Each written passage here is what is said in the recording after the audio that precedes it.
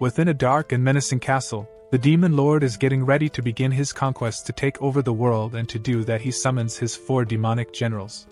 Almandra the Inferno, Sylphid the Storm, Genome the Earth, and finally summons the most cynical and soulless of them all, an underpaid Japanese salaryman. Denisuk started working for his company as an insignificant salaryman, but he was hope-filled and surely he would make his way up the promotion ladder at some point. However, while Denisuk was working hard for the sake of the company, his colleagues were all kissing up to their boss, so they ended up getting promotions while Denisuk ended up getting shipped off to another country to work on expansion.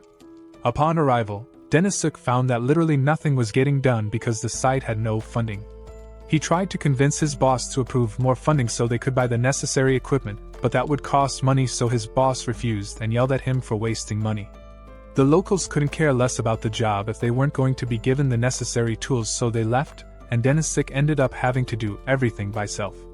However, after seeing how hard Denisuk was working even though he was by himself, the locals were inspired and soon returned to help him out, but just when he finally got everything up and running, he had a call from his boss, and at first, he thought his hard work was finally being recognized, so he would be getting a much-needed bonus, but he was dead wrong. It didn't even throw him a pizza party. All he got in return for his hard work was even more work, as they decided to transfer him to another country for a separate expansion project. By this point then, Denisuk had begun to question his life choices because he realizes that he is wasting his life for a company that clearly doesn't care about him, but while he is distracted by his existential dread, he isn't paying attention to his surroundings, so he ends up getting run over by a motorbike. That kind of explains how he ended up here, but Denisuk thinks there must have been some kind of mistake because there's no way the Demon Lord meant to summon a guy like him. However, the Demon Lord calls him by name and tells him that he summons him here to become his new overseas manager. He's received extensive reports on all the hard work Denisuk had put in. He was assigned to an overseas branch of his company, learned the local language, and gained the trust of the locals to successfully run the new business. That is why the Demon Lord thinks Denisuk would be the perfect candidate for one of his 4 elite generals.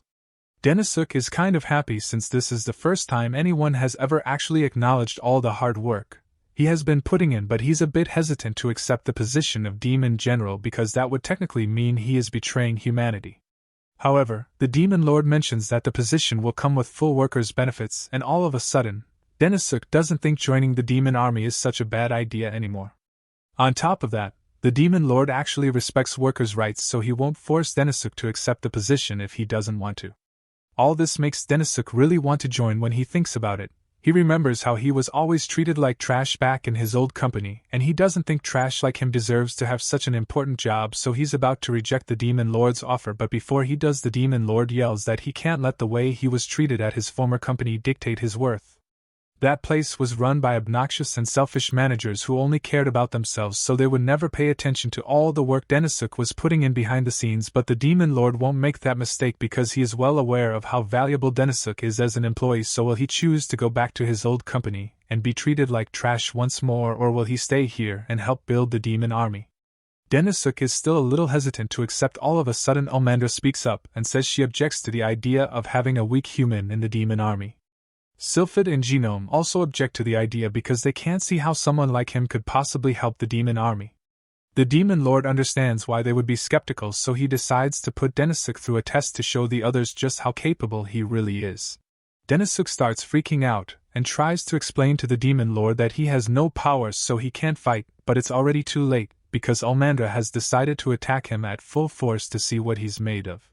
She heard something about otherworldly humans possessing special powers, so tells Denisuk to try and stop her deadly kick. However, before the kick could land, the Demon Lord steps in front of her and stops it. Almandra asks why the Demon Lord interrupted her, but he points out that she didn't wait for him to finish talking, so she ended up misunderstanding the situation. Look at poor Denisuk over there, he got so scared that he passed out from the shock. The others are surprised because Almandra wasn't even trying that hard, so for Denisuk to pass out from an attack like that, it makes it seem like he's just a regular human. The Demon Lord tells them that Denisuk really is just a regular human, and that makes them all object to the decision even more.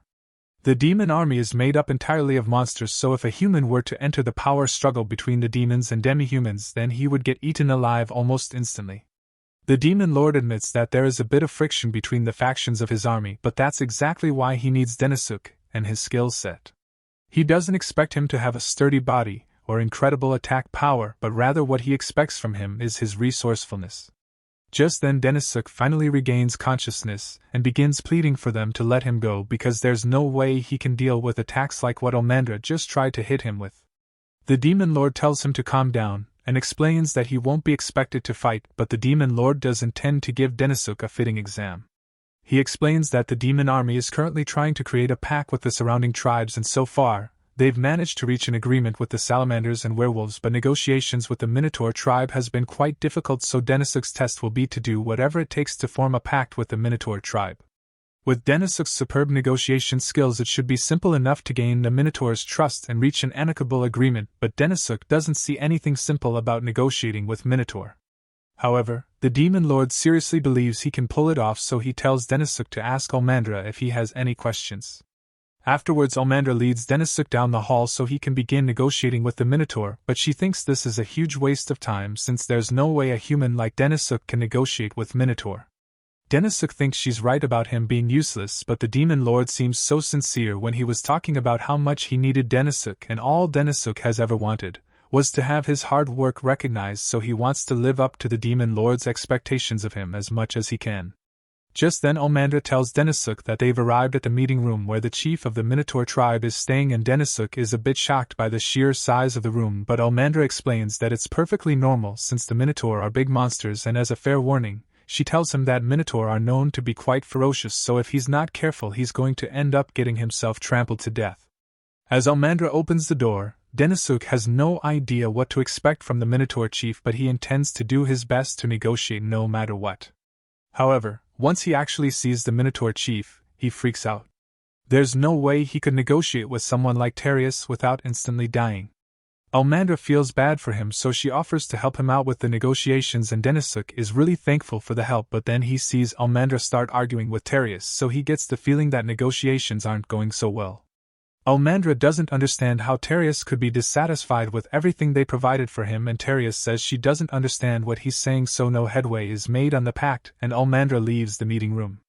Almandra really doesn't understand why it's so hard for Terius to agree to the pact now when he was initially open to the idea.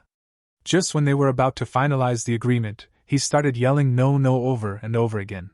Almandra came back several times to see if he would agree to the pact again, but all he would ever say was no, so she couldn't understand what he wanted. Almandra can't possibly see a resolution, so she's going to leave the rest for Denisuk to figure out, although she fully expects him to fail miserably. Denisuk starts having a full-on panic attack because he thinks there's no way to get around this mess, but as he is walking through the halls trying to figure out what to do, he spots a bar sign and decides to head in to clear his head. The bartender gets him a warm towel to calm him down, and Denisuk orders a drink while he sits down to think. He would like to work on the negotiations, but there's nothing he can do if the client refuses to negotiate. However, Denisuk then realizes that Terius might not actually be refusing to negotiate after all. He has experienced a situation like this before where a client was constantly telling him no, but when he looked into the client's eyes, he could tell what he really meant, and both sides were eventually able to reach an agreement. He now knows what he needs to do, so he finishes his drink and heads outside to do what businessmen do: negotiate. Meanwhile, Almandra is back in the Demon Lord's throne room giving a report about her conversation with Terius, and it didn't lead to any meaningful breakthrough, so she doesn't think Denisuk will be able to achieve anything either, especially since he just arrived in this world today, but the Demon Lord still has faith in him, so he tells her to wait and see what Denisuk can accomplish. She doesn't understand what the Demon Lord sees in Denisuk, but she decides to go check up on him to see if he's alright, and when she does, she finds him in the process of stuffing several bags with hay. She asks him what he's doing, so he tells her that he intends to go have a good conversation with Terius. She tries to tell him that it's pointless since he's not willing to negotiate, but Denisuk still thinks there's a chance. He just needs to look Terius in the eyes and convey his emotions properly so the two of them can understand each other. Almandra notices that Denisuk looks a lot more confident than he did before, and without an ounce of fear this time, he walks into the meeting room to talk to Terius. The next morning Almandra comes into the meeting room to check if Denisuk is still alive, but when she looks inside, all she finds is a room full of hay, and neither Denisuk nor Terius inside. At first, she thinks the negotiations must have failed, leading to a massive fight, but just then Denisuk comes in and tells her everything is fine. In that case, she demands to know why there's hay all over their sacred demon castle, and more importantly, she asks where Terius went. Denisuk tells her that Terius is currently finalizing the pact agreement with the Demon Lord, but Almandra can't believe Denisuk managed to get him to agree in just one night. He explains that he simply took the time to get to know Terius well, and that made the negotiation process really easy. Almandra had thought Terius was refusing to negotiate because he kept yelling no over and over, but in reality, Terius thought negotiations were going really well. Denisuk had experienced something like this before with an international client, and the client in question was really enthusiastic about saying no to him, so Denisuk thought the negotiation was going to end in failure, but to his surprise, the man then reached out for a handshake, so he realized it was all a misunderstanding. The same thing applied to Terius of Denisuk did a little research into Minotaur's culture, and found out that Minotaur always bring hay with them to act as their bed whenever they go to someone else's home, so all that time he was just trying to ask for his hay, and when Denisuk figured that out, there were no more problems with the negotiation. Now Almandra realizes that she had misunderstood Terius and left him in that room to sleep on the cold floor, so she feels really bad, but Terius tells her it's all right since it was an honest mistake, and shakes her hand to show that there are no hard feelings. As Terius is leaving, the Demon Lord comes up to Denisuk and Almandra and asks Almandra if she now understands why he wants to add Denisuk to their ranks. Almandra admits that Denisuk really is skilled when it comes to negotiating, and since he passed the Demon Lord's test, the Demon Lord officially makes him one of his 4 generals and puts a bracelet on his arm as a symbol of his position, and as a sign of her new respect for Denisuk, Almandra formally introduces herself to him, and says she looks forward to working with him as a new friend. Denisuk is finally starting to settle into his role as one of the demon generals, and it's nice that he's got his own office and a supportive boss, but this place is still going to take some getting used to. Since he is officially one of the demon generals now, he thinks he should formally introduce himself to the others, so he heads to Sylphid's room and knocks on the door. To his surprise, a girl answers the door and asks what he wants, so Denisuk tells her he's here to introduce himself to Sylphid. The girl then coldly tells him that she's Sylphid's assistant, and he's a very busy man, so she can't let Denisuk disturb him. Denisuk is disappointed, but he knew he was bound to face some pushback from the other demon generals, so he decides to just come back later to try again. However, before he could leave, Almandra comes running up to him because she has something important to say. The Demon Lord has another assignment for Denisuk, so Denisuk goes to meet with him immediately, and is informed of an agreement he is working on. For the demon army to grow in strength, he needs the support of all the surrounding demi-human tribes, and among all those tribes, the Ogre tribe is particularly influential. They possess a military force equal to that of the demon army, and as a result, it could become a threat to the demon empire if they were to become hostile. That is why the Demon Lord wants to have a merger negotiation with them so they can combine their forces, but the ogres are notoriously difficult to negotiate with, so nothing has been decided on yet. However, with Denisuk on the case, the Demon Lord is sure he will be able to reach an agreement with them, so he's granting him full authority on the matter. Denisuk is glad to see that the Demon Lord trusts him so much, but there's a real chance of him dying to the ogres if he goes alone, so Almandra volunteers to escort him to the ogre tribe. However, before that, Denisuk says he wants to go meet with Genome since she's in charge of the demi-human division of the demon army, and she might have some valuable information about the ogres. Almandra thinks Denisuk is right, but she absolutely refuses to go anywhere near Genome because she has generational beef with her, so instead, she says she'll go check on the carriages while Denisuk talks with Genome. Denisuk heads out into the training grounds where Genome is holding her daily training session, and he is impressed with what he sees because not only are Genome's men skilled in combat, but she also keeps their morale really high. Once training is done, she turns to address Denisuk and asks what he wants. Denisuk tells her he's here to ask if she knows anything about the ogre tribe, and she doesn't know much, but she tells Denisuk that their leader ogre is notoriously difficult to have a conversation with, so he's going to have a hard time negotiating with him. There's nothing she can really do to help him on this one, and she would never want to work on anything with Almandra anyway, so she asks Denisuk to get her out of here. Denisuk didn't even realize Almandra had been standing behind him, so he asks her why she's here, and why she's so angry. Almandra says she already finished checking the carriages, so she came to get Denisuk since she was worried about him, but she kept containing herself after seeing Genome, so the two start arguing, and Denisuk is starting to get worried about how much Almandra and Genome hate each other. Denisuk and Almandra eventually arrive at the Ogre Castle, but before they could enter, they are stopped at the gate and told to wait until Ogre gives them permission to enter. Almandra thinks it's ridiculous that they are being kept outside so long, but Denisuk has seen this before and knows Ogre is just trying to use this to throw them off so they won't be able to negotiate. That's why it's important that they keep their cool, but Almandra is on the verge of exploding in rage. Thankfully, before she gets act out, Ogre's assistant comes out and tells the two that they may now enter, but as they walk in, Denisuk notices how scruffy Ogre's armor look. Eventually, they make it to Ogre's throne room and come face to face with Ogre himself, but when Almandra tries to start the negotiations, he tells her to shut up. He doesn't care why they are here because he's never going to listen to what they have to say unless, of course, they came to surrender him. In which case he might hear them out, but only if they agreed to kill their chief, the Demon Lord. Almandra can't believe the levels of bad words she just heard from Ogre's mouth, so she's about to crash out right now, but Denisuk grabs her hand and tells her to calm down because a violent crash out is exactly what Ogre is hoping for. He then turns to Ogre and in his most polite businessman voice, he says he and Almandra are going outside to have a brief chat. Outside, Almandra lets out all her rage and curses the very existence of Ogre for daring to say such a thing. She's fully prepared to go back in there and tear Ogre limb from limb, but Denisuk calms her down and tells her they can't react to his provocation because that's exactly what he wants. He intentionally saying things to get them angry in hopes that they cause a scene so negotiations break down. That way he can avoid directly rejecting the negotiation and blame its failure on the two of them. Now that she knows what Ogre was trying to do, Almandra decides to calm herself down, but she's still really frustrated by the fact that Ogre insulted the Demon Lord. To be honest, Denisuk is just as angry, but acting on that anger would only hurt their chances of success here, so they have to be careful about how they respond. With that said though, Ogre isn't willing to negotiate, so there's not much they can do at this point. Just then the girl from before shows up and she introduces herself as Ogre's daughter Orliula.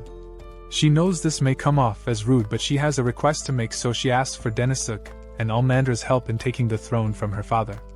She leads Denisuk and Almandra to an empty room and explains that this is the food storage, and as they can see it has no food. The ogre is known for its strength and influence among the demihumans, but recently, they've run into financial trouble and has gotten so bad that a lot of their people are struggling to find food to eat. Denisuk then assumes something like this was going on because when they came in, he saw the terrible state of the ogre's equipment along with the cold and empty feeling he got from the castle itself. This kind of situation usually occurs when large companies begin to decline. They make it seem like everything's going well, but on the inside, they are constantly on the brink of bankruptcy. That's exactly what's going on with the ogre tribe, and Orliula believes that the only way to rebuild it is to rely on the demon army's help. However, her father refuses to listen to her, and on top of that, he is currently sick. They've been trying to keep this fact hidden, which is why they had Almandra and Denisuk outside while they prepared him for the meeting, but his condition just keeps getting worse and soon, he is going to pass away. If Ogre were to die with things as they are now, it would be the end of their tribe, so she pleads with Denisuk to help her. Denisuk says he understands her concerns, but he also scolds her for sharing such vital information. As the daughter of the chief, she needs to be more careful about the people she trusts. When Orliula can tell that Denisuk is a good person, she's pretty confident in her ability to discern the nature of people, which is why she told him about the situation, and now she asks Denisuk to help her save the ogre tribe by marrying her. After hearing this, Denisuk freaks out and Almandra begins burning with rage, but Orliula is serious about her proposal. All the ogres in her tribe are as dumb as rocks, so the only way for Orliula to ensure the prosperity of the demon army is for a smart guy like Denisuk to marry her and become the new chief. Denisuk tries to talk Orliula out of making any rash decisions, but Orliula is convinced that this is the only way to save the ogre tribe, so she's willing to make their marriage official immediately, but Almandra doesn't let that happen. Later that night, Denisuk is sitting in his office and wondering how he's going to get himself out of this mess because Ogre refuses to negotiate with him and Orliula wants to marry him. He can afford to fail on his second assignment for the Demon Lord, so he decides to go to the bar in his head so he can clear his thoughts. However, this time he's not alone because Denisuk's imaginary version of Almandra is sitting at the table next to him arguing with the bartender about which is cooler, gorillas or lions. Realistically, a gorilla is mopping the floor with a lion any day of the week, but Almandra counters saying lions are cooler because a group of lions is called a pride. As soon as Denisuk hears this, he snaps out of his trance, and he now has a foolproof idea of how to handle this. First thing the next morning, Denisuk calls Almandra outside and he apologizes for waking her up so early, but he needs her help so they can go do some negotiating, but for Denisuk's plan to work they need to go somewhere else first, and if all goes well then Ogre is the one who will be begging for a negotiation meeting. 1 week later, Denisuk and Almandra are called into the chief's throne room just like Denisuk had planned, and Ogre looks pretty mad. He just found out that all the surrounding tribes formed an alliance with the demon army over the past week, and he wants an explanation. A week ago, Denisuk told Almandra about his plan to recruit the smaller tribes first instead of trying to convince Ogre. It shouldn't be too hard because just like the Ogre tribe, the other tribes are struggling with the food shortage, so they can be swayed by the promise of support. Almandra understood Denisuk's plan, but she didn't expect it to work so well by forcing Ogre into negotiations. Denisuk's strategy was based on something he had to do when he was selling a product back on Earth. If he tried to approach a big company directly, he would usually be rejected, so he decided to first market to all the smaller companies and sell them his product, and eventually the big company would be forced to contact him and ask for the product as well, so they wouldn't be left behind. Similarly, if all the surrounding demihumans joined the demon army, then the prideful chief wouldn't let that go without a response. For now, Denisuk plays dumb and acts like he simply offered to form an alliance with the smaller groups because they were struggling to survive and needed the support of the demon army, but that makes Ogre even angrier since he never agreed to any negotiations. Everything is going according to plan because now that Ogre has lost his cool, he is much more susceptible to Denisuk's negotiation tactics. Denisuk then starts explaining that the alliances weren't formed by him alone because he had help from Orliulu. Ogre can't believe that his own daughter would betray him like this, but she tells him that it was necessary for the sake of their Ogre tribe. The only way out of their current situation is to rely on the demon army's aid, and as much as he may not want to admit it, times have changed. He's grown old, is currently sick, so they need to join the demon army if they are going to survive. Just then Denisuk chimes in and offers an alternative to Ogre. Instead of joining the demon army, they could form an equal partnership. To be honest, Denisuk just made that thing up because he hasn't changed anything about the deal, but if he says it's an equal partnership, then the proud Ogre chief is bound to be more willing to accept. As expected, Ogre doesn't seem opposed to the idea, but he asks them to give him some time to think it over. A couple of days later, Almandra comes running into Denisuk's office to tell him the good news. She tells Denisuk that Ogre has just agreed to the alliance with the demon army, and that's great news, but right now, Denisuk has more important things to worry about. The demon lord told him to pick out an assistant for himself, so he spent the past few days looking through applications to find the right person. Honestly, he wishes he could just pick Almandra since she's so reliable, and Almandra misunderstands this to be Denisuk's way of proposing, so she gets a little embarrassed. Just then there's another knock at the door, so Denisuk goes to check who it is and finds Orliulu there. She tells him she's here to act as a representative from the Ogre tribe for their alliance with the demon army, and she's incredibly grateful to him for his help since her father has become a lot more diplomatic ever since their encounter. She says she's willing to do anything to show her gratitude, and since she said anything, Denisuk asks her if she would like to become his personal assistant. Orliulu is more than happy to take the job, but Almandra is jealous, so she refuses to look Denisuk in the eye and reminds herself that they are rivals, so she can't be friends with him.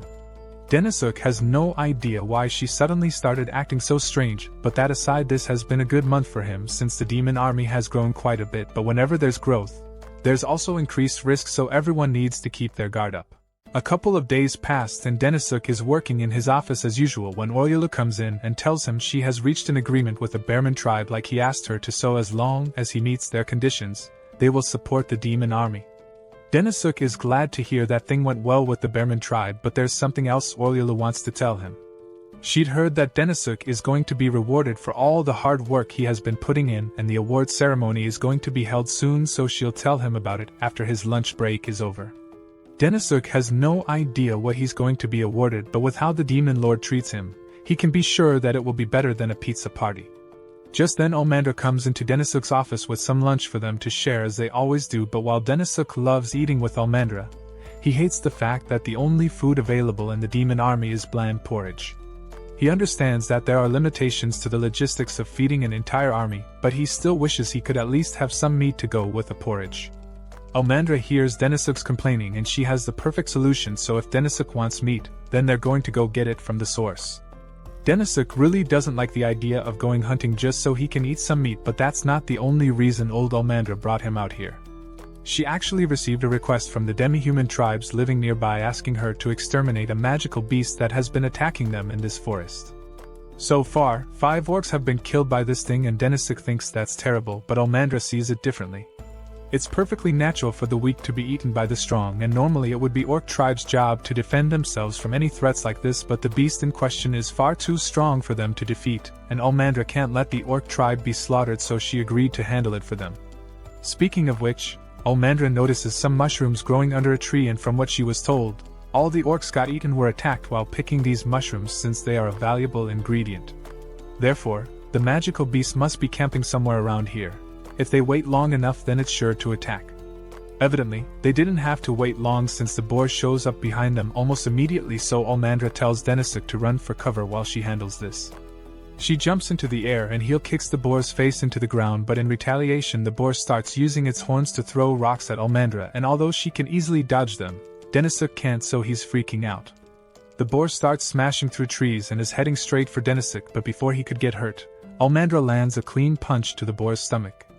From what he can see, it's clear to Denisuk that Almandra is strong, but so far none of her strikes have been fatal. It wouldn't matter if this was just a regular fight, but right now their goal is to hunt this thing, so what she's lacking is killing power. The boar has sharp tusks to attack with, so a single mistake on Almandra's end would be fatal.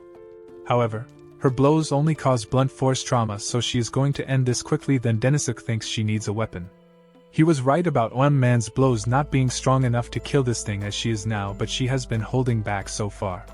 She doesn't like using her true power because it takes a long time to recover from the effects, but she won't be able to kill this thing otherwise. The boar tries charging at her again, but this time Almandra is able to stop it with one hand.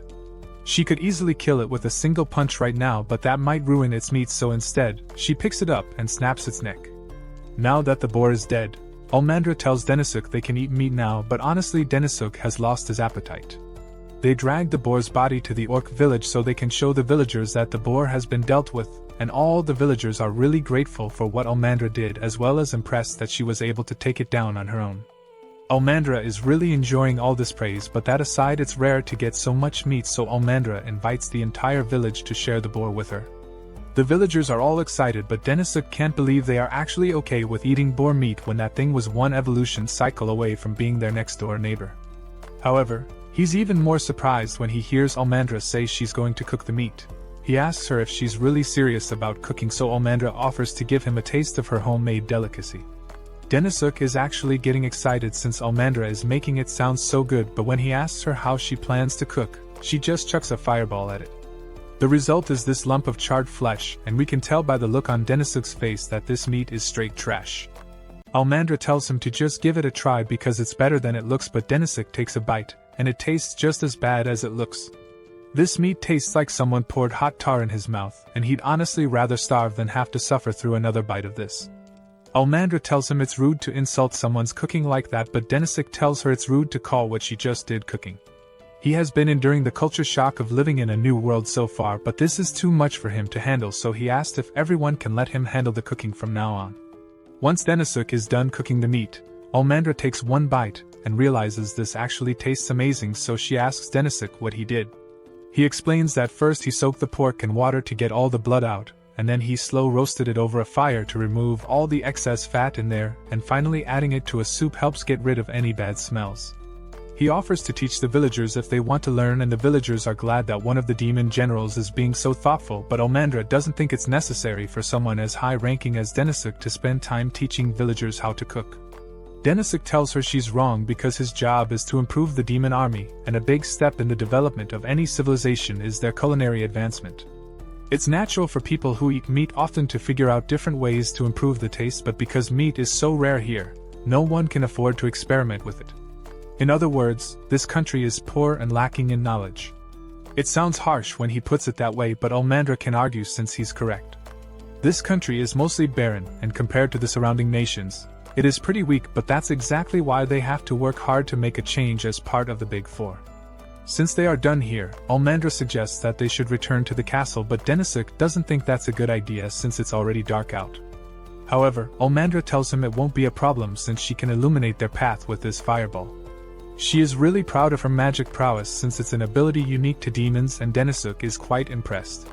It also makes sense why demihumans who can't use magic train day in and out to become effective fighters, while demons like Almandra can rely solely on their magic, but he thinks Almandra could stand to improve her combat techniques a little. For instance, Even though her attack power rises dramatically when she uses her true power to transform her body, it takes a while for her body to recover afterwards, so he suggests that she should bring a weapon with her to help with combat next time. He also suggests that she should wear armor that covers more of her body, but after he says this, Almandra stops dead in her tracks and puts out her light. She understands that Denisuk may be right, but his focus on efficiency is insulting to her, so she's way too mad to be around him right now. She dishes Denisuk in the forest, and Denisuk is left wondering why she got so mad, but before that he's almost guaranteed to get eaten if he stays out in this forest, so he runs back to the orc village for safety. The next morning Denisuk meets with the Demon Lord to give a report on the mission, and the Demon Lord congratulates him on his success, but he heard that Almandra returned last night, while Denisuk only arrived this morning while being escorted by the orcs, so he wants to know if something bad happened between him and Almandra. Denisuk breaks down, and says he's not worthy of being one of the demon army's generals. The Demon Lord tells him to calm down, and explain what happened, so Denisuk tells him everything. The Demon Lord can tell that Denisuk inadvertently offended Almandra, but what's important now is that they make amends for the sake of the demon army, so he officially orders Denisuk to find a way to make up with Almandra, but that's easier said than done. He recalls how proud Almandra was when she said that demons are the only ones who can use magic, but there has to be more to it than that, so he starts reading a demon history book to see if he can figure something out. He soon finds a chapter talking about how a ton physique is essential for a demon's magic power, which is why demons take great pride in their bodies and often wear extremely revealing clothes. Denisuk now understands why Old got so upset, because when he told her that it would be more efficient to wear armor that covers her body more, he was basically rejecting her pride as a demon, but even if he knows the reason she got mad, he has no idea how he's going to repair their relationship. Meanwhile, over in the castle, Orlula has just finished chopping up the firewood for the day, and she's about to go handle her next task, but she is shocked to see a menacing wall of death in front of her. Almandra is really upset about what happened with Denisuk, so when she sees Orlulu, she runs to her crying that Denisuk hates her and refuses to praise her body. Orlulu has no idea what's going on at first, but after Almandra explains what happened, she realizes where the misunderstanding might have come from. She tells Almandra that as a human, Denisuk's values are a lot different from theirs. In particular, Orlulu knows that Denisuk doesn't think exposing your body is a good thing, but Almandra can't believe it since she's been exposing her body to him for weeks, and he never complained about it. Orlulu explains that Denisuk probably just thought Almandra was some kind of exhibitionist, so he never questioned it. Upon hearing this, Almandra suddenly realizes that if Denisuk was uncomfortable with her exposed body, then all those gestures of bodily affection she had shown him probably did come off as some sort of deviant behavior. She's so embarrassed and angry at herself for ditching Denisuk in the forest as she starts smashing her face into the floor, but Orlula begs her to stop because the floor can't take much more of this. Almandra asks Orlula for advice on what she should do now since she got mad at Denisuk for no reason, so Orlula tells her about a discussion she had with him when she first became his assistant. He told Orlula that he wanted her to stay true to her desires no matter what, because he wanted her to feel free to talk about any troubles she had so they could come to a solution together. Regardless of any misunderstandings, Orlulu is sure Almandra can make up with Denisuk as long as they talk it out. Denisuk and Almandra eventually find each other in the castle stairwell, and they both got something really important to say, so Almandra tells Denisuk that she's not a hoe, she just wanted him to compliment her body, while at the same time Denisuk tells her that he thinks her body is hot. They both take a moment to process what the other said, and since it seems like they are both on the same page, Denisuk apologizes Almandra. He didn't know much about demons and hadn't realized that what he said would be insulting to her. Almandra accepts his apology, and also apologizes to Denisuk because it wasn't his fault that he didn't know about demon culture, and even if she was mad, she shouldn't have left him in the middle of the forest alone. Denisuk did nearly die because of that, so Almandra is really guilty, but since he ended up being okay, Denisuk says he forgives her. He's glad they were able to make up, and now that they've gotten the chance to learn a little about one another, Denisuk thinks they can become great partners. Although he still doesn't realize that Denisuk interprets the word partner as a marriage proposal. Later, the Demon Lord gathers all his subordinates because he has a special announcement to make. After forming alliances with the various tribes, his demon army has grown far stronger than it used to be, and this is all thanks to the diligent work of his newest general Denisuk, so in light of his achievements, the Demon Lord is presenting him with this magic stone. Denisuk feels greatly honored to receive such a valuable stone, but he cannot accept it because he didn't do the work alone. None of this would have been possible if he didn't have Almandra by his side, so he walks up to her, gets down on one knee, and asks Almandra to accept the stone with him. Almandra is happy, but she freaks out that Denisuk is doing this in public with so many people watching. He's not aware of this, but presenting a magic stone to a girl is quite literally the definition of a marriage proposal in this world, so he just proposed to her in front of all the demon army leaders, and the only reason she didn't immediately accept is because she's embarrassed with everyone around. A couple of days later, Denisuk is called into a meeting with the Demon Lord, and he's terrified because he thinks he did something wrong, so as a preemptive measure he begins apologizing and begs to keep his job. The Demon Lord is surprised by Denisuk's reaction and tells him he isn't in any kind of trouble. They literally held an award ceremony for him the other day because of how good he is at his job. With that said, the Demon Lord has something he wants to discuss with him. He asks Denisuk what he thinks of the current relationship between the demi-humans and the demons of the demon army. From what Denisuk has seen firsthand, it looks like the demi-humans feel inferior to the demons, since only demons are capable of using magic, and that's exactly what the Demon Lord has been trying to address, so he asks Anus to find a way to make it so everyone can use magic, because that way the demi-humans will be able to stand next to the demons as equals. Denisuk thinks it's a good plan, but there's one major problem with it, since Denisuk can't use magic in the first place, so how is he supposed to figure out a way to allow everyone to use it? The Demon Lord realizes that it's a daunting task, but that's why he gifted Denisuk a magic stone, and he gives Denisuk full authority to decide how he will use it to accomplish his mission. However, he won't be able to do it on his own, so the Demon Lord assigned a magic specialist to help. The specialist is Sylphid, and the Demon Lord assures Denisuk Sylphid is really good when it comes to magic, but Denisuk still needs to be a bit careful because Sylphid is a major pain in the ass to deal with. Denisuk says he understands and leaves the Demon Lord's throne room to go find Sylphid, and as he does this, Almandra is watching him from behind the railing. She's been spying on Denisuk any chance she gets for the past few days, partially because she's interested in finding out how his work is going, but also because she's still giddy with excitement from Denisuk's marriage proposal a few days ago. Denisuk soon arrives at Sylphid's room, so he knocks at the door, but the person who answers is Belinda, and she tells him that Sylphid isn't here right now, so he's going to have to come back later. She then tries to close the door on him, but Denisuk sticks his foot in the door and insists on coming in anyway.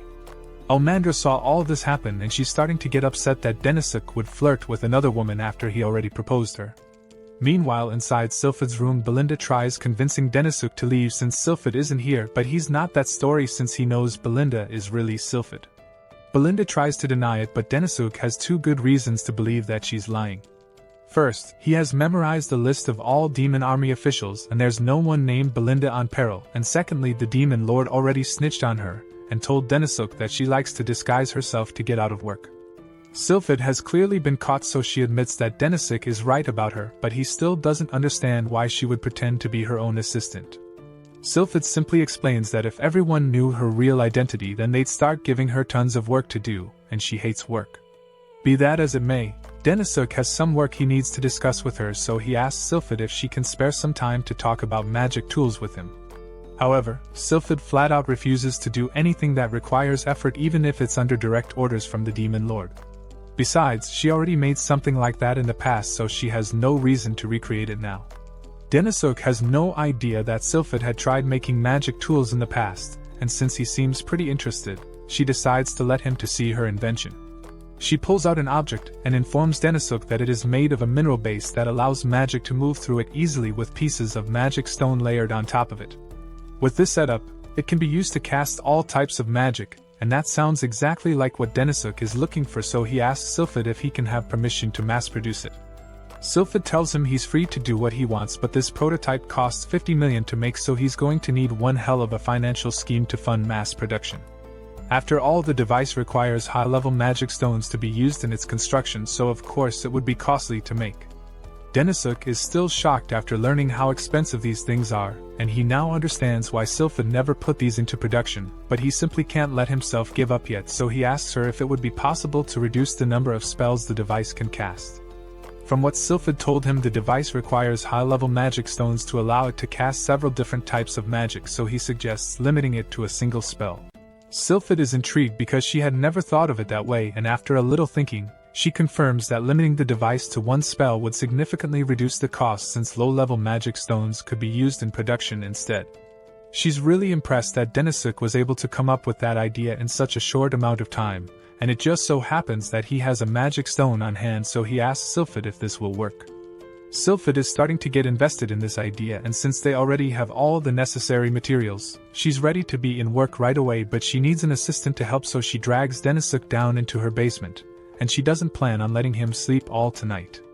Meanwhile, outside Suit's room, Almandra is starting to get suspicious and wonders what Denisuk could be doing in Sylphid's office with a woman so late at night. The next morning, we see Denisuk sitting on the basement floor barely conscious due to a lack of sleep. Sylphid is equally sleep-deprived, but she's also really excited because she managed to completely redesign her magic tool to cast a single spell. Now this thing can be mass-produced for a fraction of the cost of the old model, and it's all thanks to her genius. However, before they can begin mass production, they still need to test it, so she tells Denisuk that he's going to be the test subject. Denisuk pleads with her to at least give him some time to rest since he's on the verge of collapse, so Sylphid allows him to leave, but she says she's only giving him a 1-hour break before he comes back so they can start testing this thing. As Denisuk heads back to the front door, he's about to open it, but before he could do anything, Almandra barges in and demands to know what Denisuk has been doing all night. Almandra's actions led to Denisuk getting knocked out, so she gets on her knees and tries to shake him until he wakes up, but all the shaking is just making him dizzy. Just then Sylphid comes out of the basement, and she's wearing her usual outfit, so Almandra won't realize that she was the woman from before. Almandra is starting to question if what she saw earlier was right, but all of a sudden Almandra's assistant Lilim and Oryalu enter the room as well because there's a huge emergency.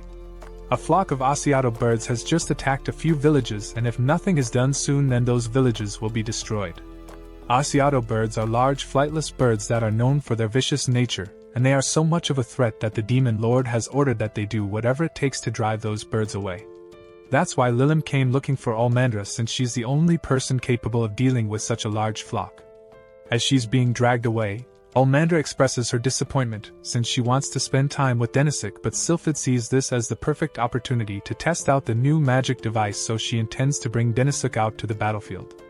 Once they are outside, Denisuk tells the locals to stand back a bit since what they are about to do might be dangerous.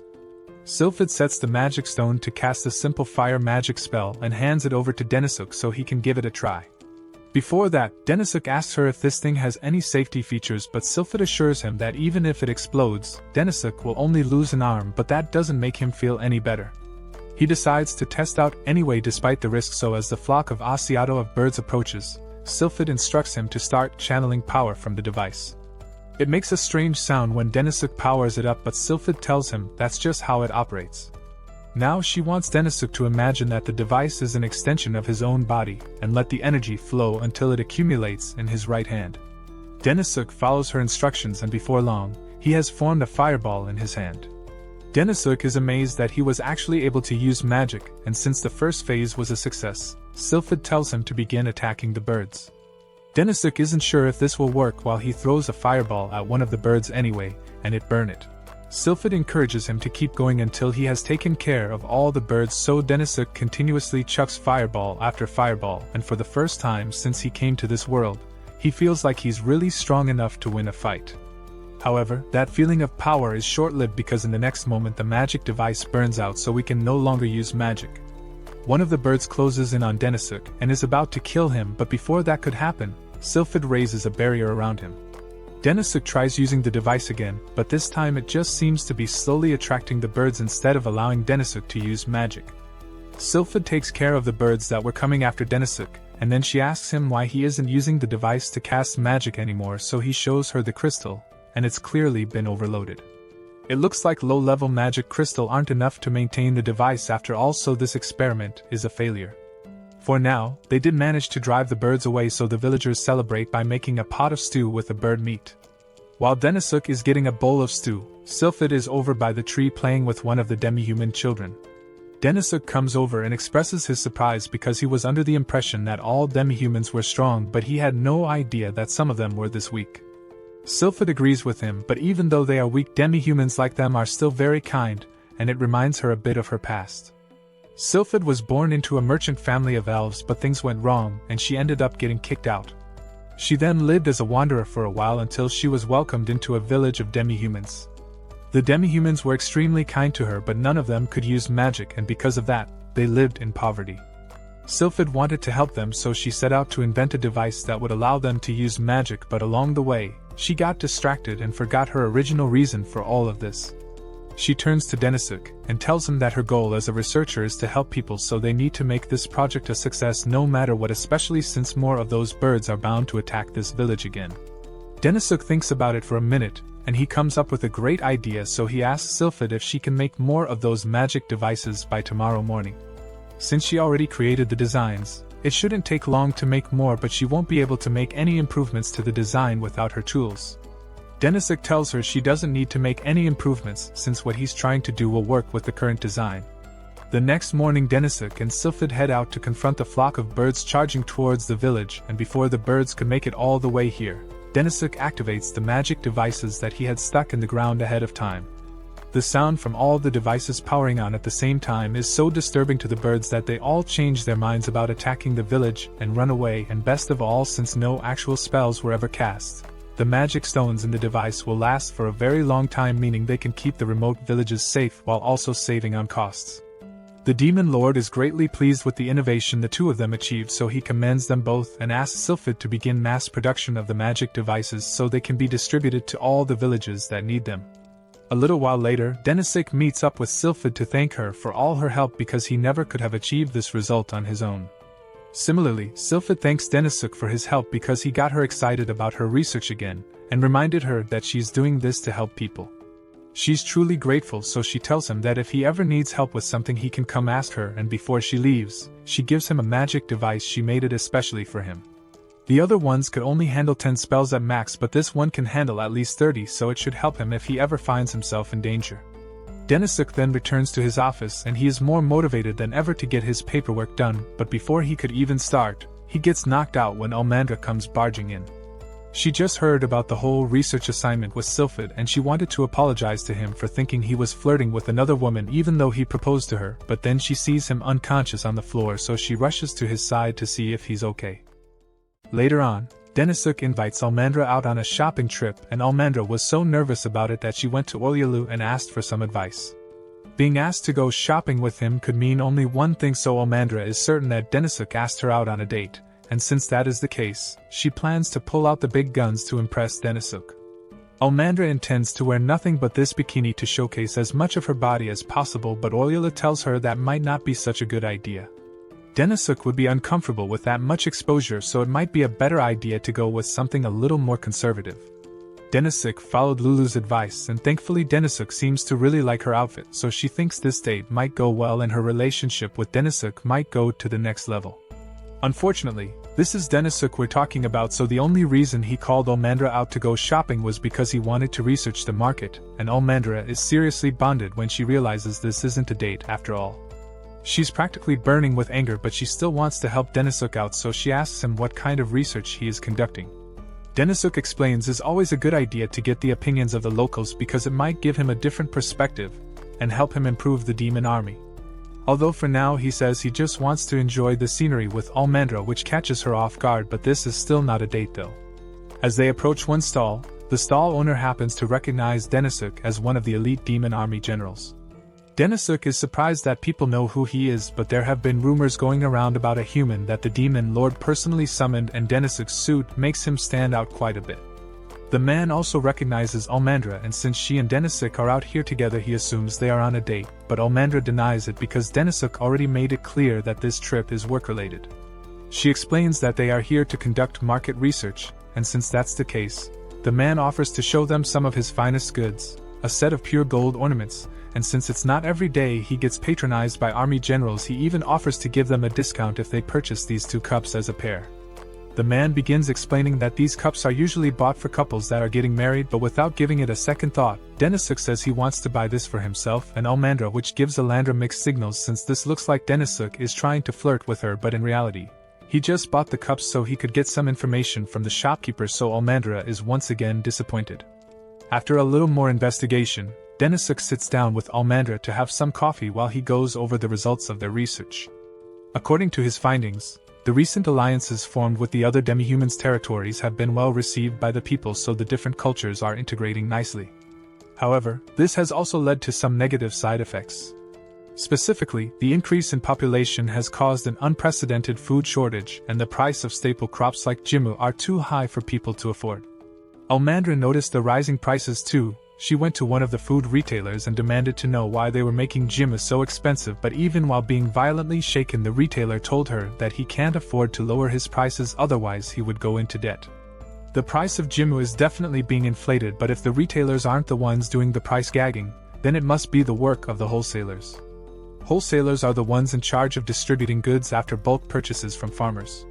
Usually this arrangement would work fine, but there's the chance that the wholesaler might be artificially raising the prices of the jimu to maximize profits, and since the retailers are forced to buy at the inflated price, they too must increase their prices in order to stay in business. Since the whalers are likely responsible for this, Almandra thinks they should march into their building and demand that the prices be made normal. However, Denisuk doesn't think that's a good idea, since what he said about the wholesalers being responsible is still pure speculation right now, and they can't risk making the wholesalers angry because it could cause a national disaster if they aren't careful. Wholesalers are managed by a large commercial guild and they command a fair bit of power, so before they act, they need to gather more information regarding the matter. With that said, Denisuk says they are done with their market research for the day, but there's still a lot of time before they have to return to the castle, so Denisuk asks Almandra if there's anything she wants to try in the meantime. Almandra is excited since this might be her chance to have a proper date with Denisuk, but then all hope of alone time with him goes out the window because Genome shows up. Denisuk is surprised to see her here and asks if Genome came out to do some shopping as well, so she explains that today is an important day for her people, so she's here to buy gifts for the people she cares about. In this case, she's buying gifts for her comrades from the demon army, but she's still got beef with Almandra, so Almandra won't be getting anything from her. Just then Genome is approached by two rat demi-humans, and they plead with her to help save their store from bankruptcy. These two seem pretty desperate, so Denisuk and the others decide to follow them back to their store and ask what the problem is. The rat couple explain that they have run the store for years and sold a food called kamozu, but year after year their sales have been declining, so they have been struggling to stay in business for a while. However, recently they were approached by a big merchant named Budagarian, and he placed a large order with them, claiming he could make a nice profit reselling the kamozu since jimu is so expensive nowadays. The couple was delighted to hear such good news, so they worked tirelessly through the night using every last ingredient they had to fill Budagarian's order. Unfortunately, this morning when he was supposed to pick up the order, he suddenly backed out of the deal and said he wasn't interested anymore, so the couple is now stuck with a massive amount of unsold product, and if they don't do something soon, they'll go bankrupt from all the money they wasted. The problem is definitely serious, but Genome can't think of any way to solve it, so she turns to Denisuk because she had heard that he's a good problem solver. She asks him if he has any ideas on how they can help the couple save their store, and thankfully with the information he gathered from the market today, Denisuk says he has the perfect solution.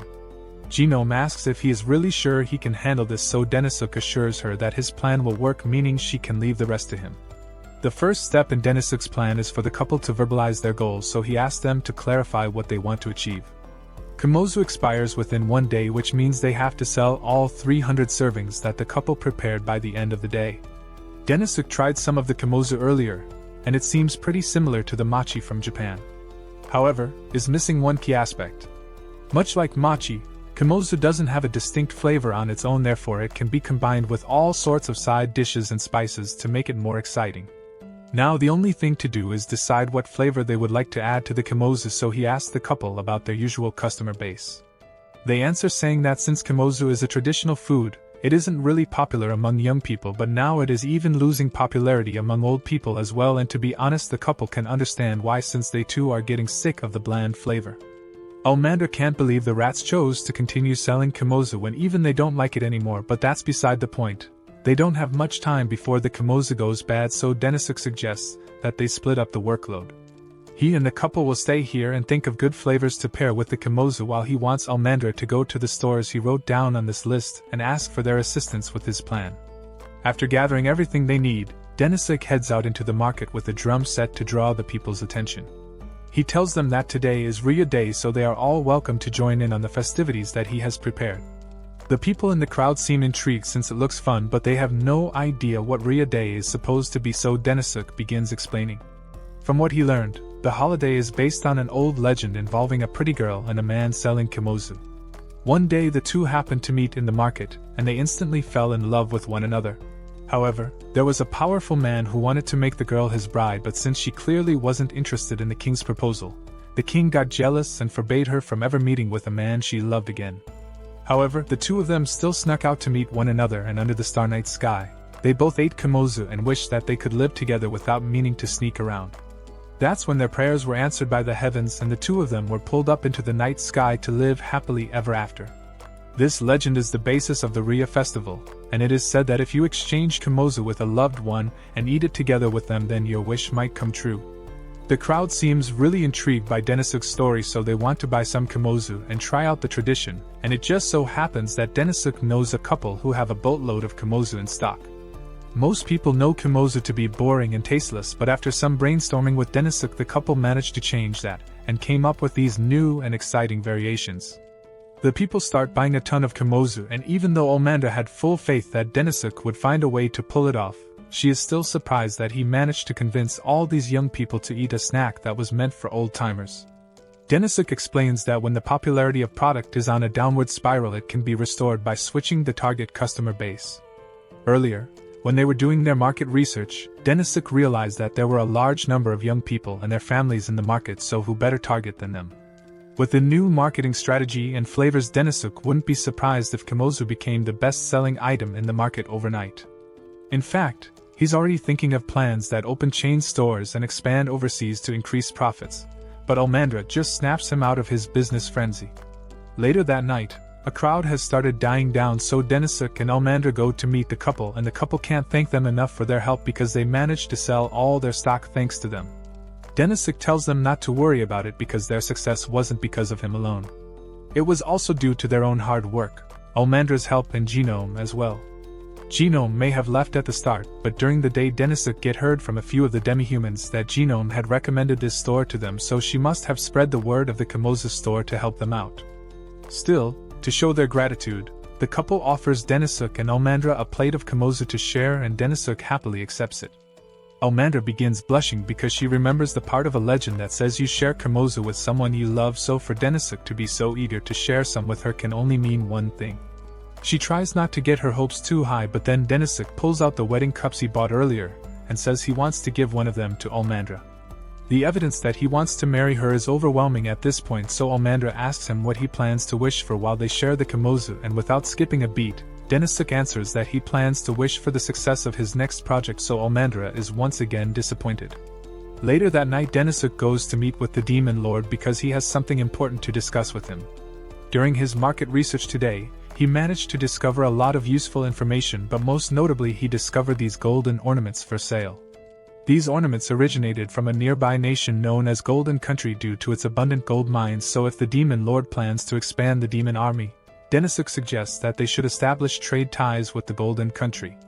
The Demon Lord thinks this is a great idea, so he says they will begin trade negotiations as soon as possible, and he knows the perfect thing to trade.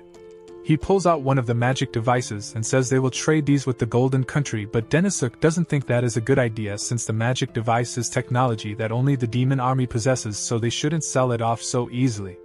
However, the Demon Lord sees it differently. No matter what they do, the technology will eventually be stolen by outsiders or replicated, but something that can't be replicated is personnel, so as long as the Demon Lord has talented individuals like his 4 generals around, he is sure they will be able to create even greater magical devices in the future. He gives Denisuk permission to handle all negotiations on the matter, but he also warns him to be careful because the king of the Golden Country is a formidable man.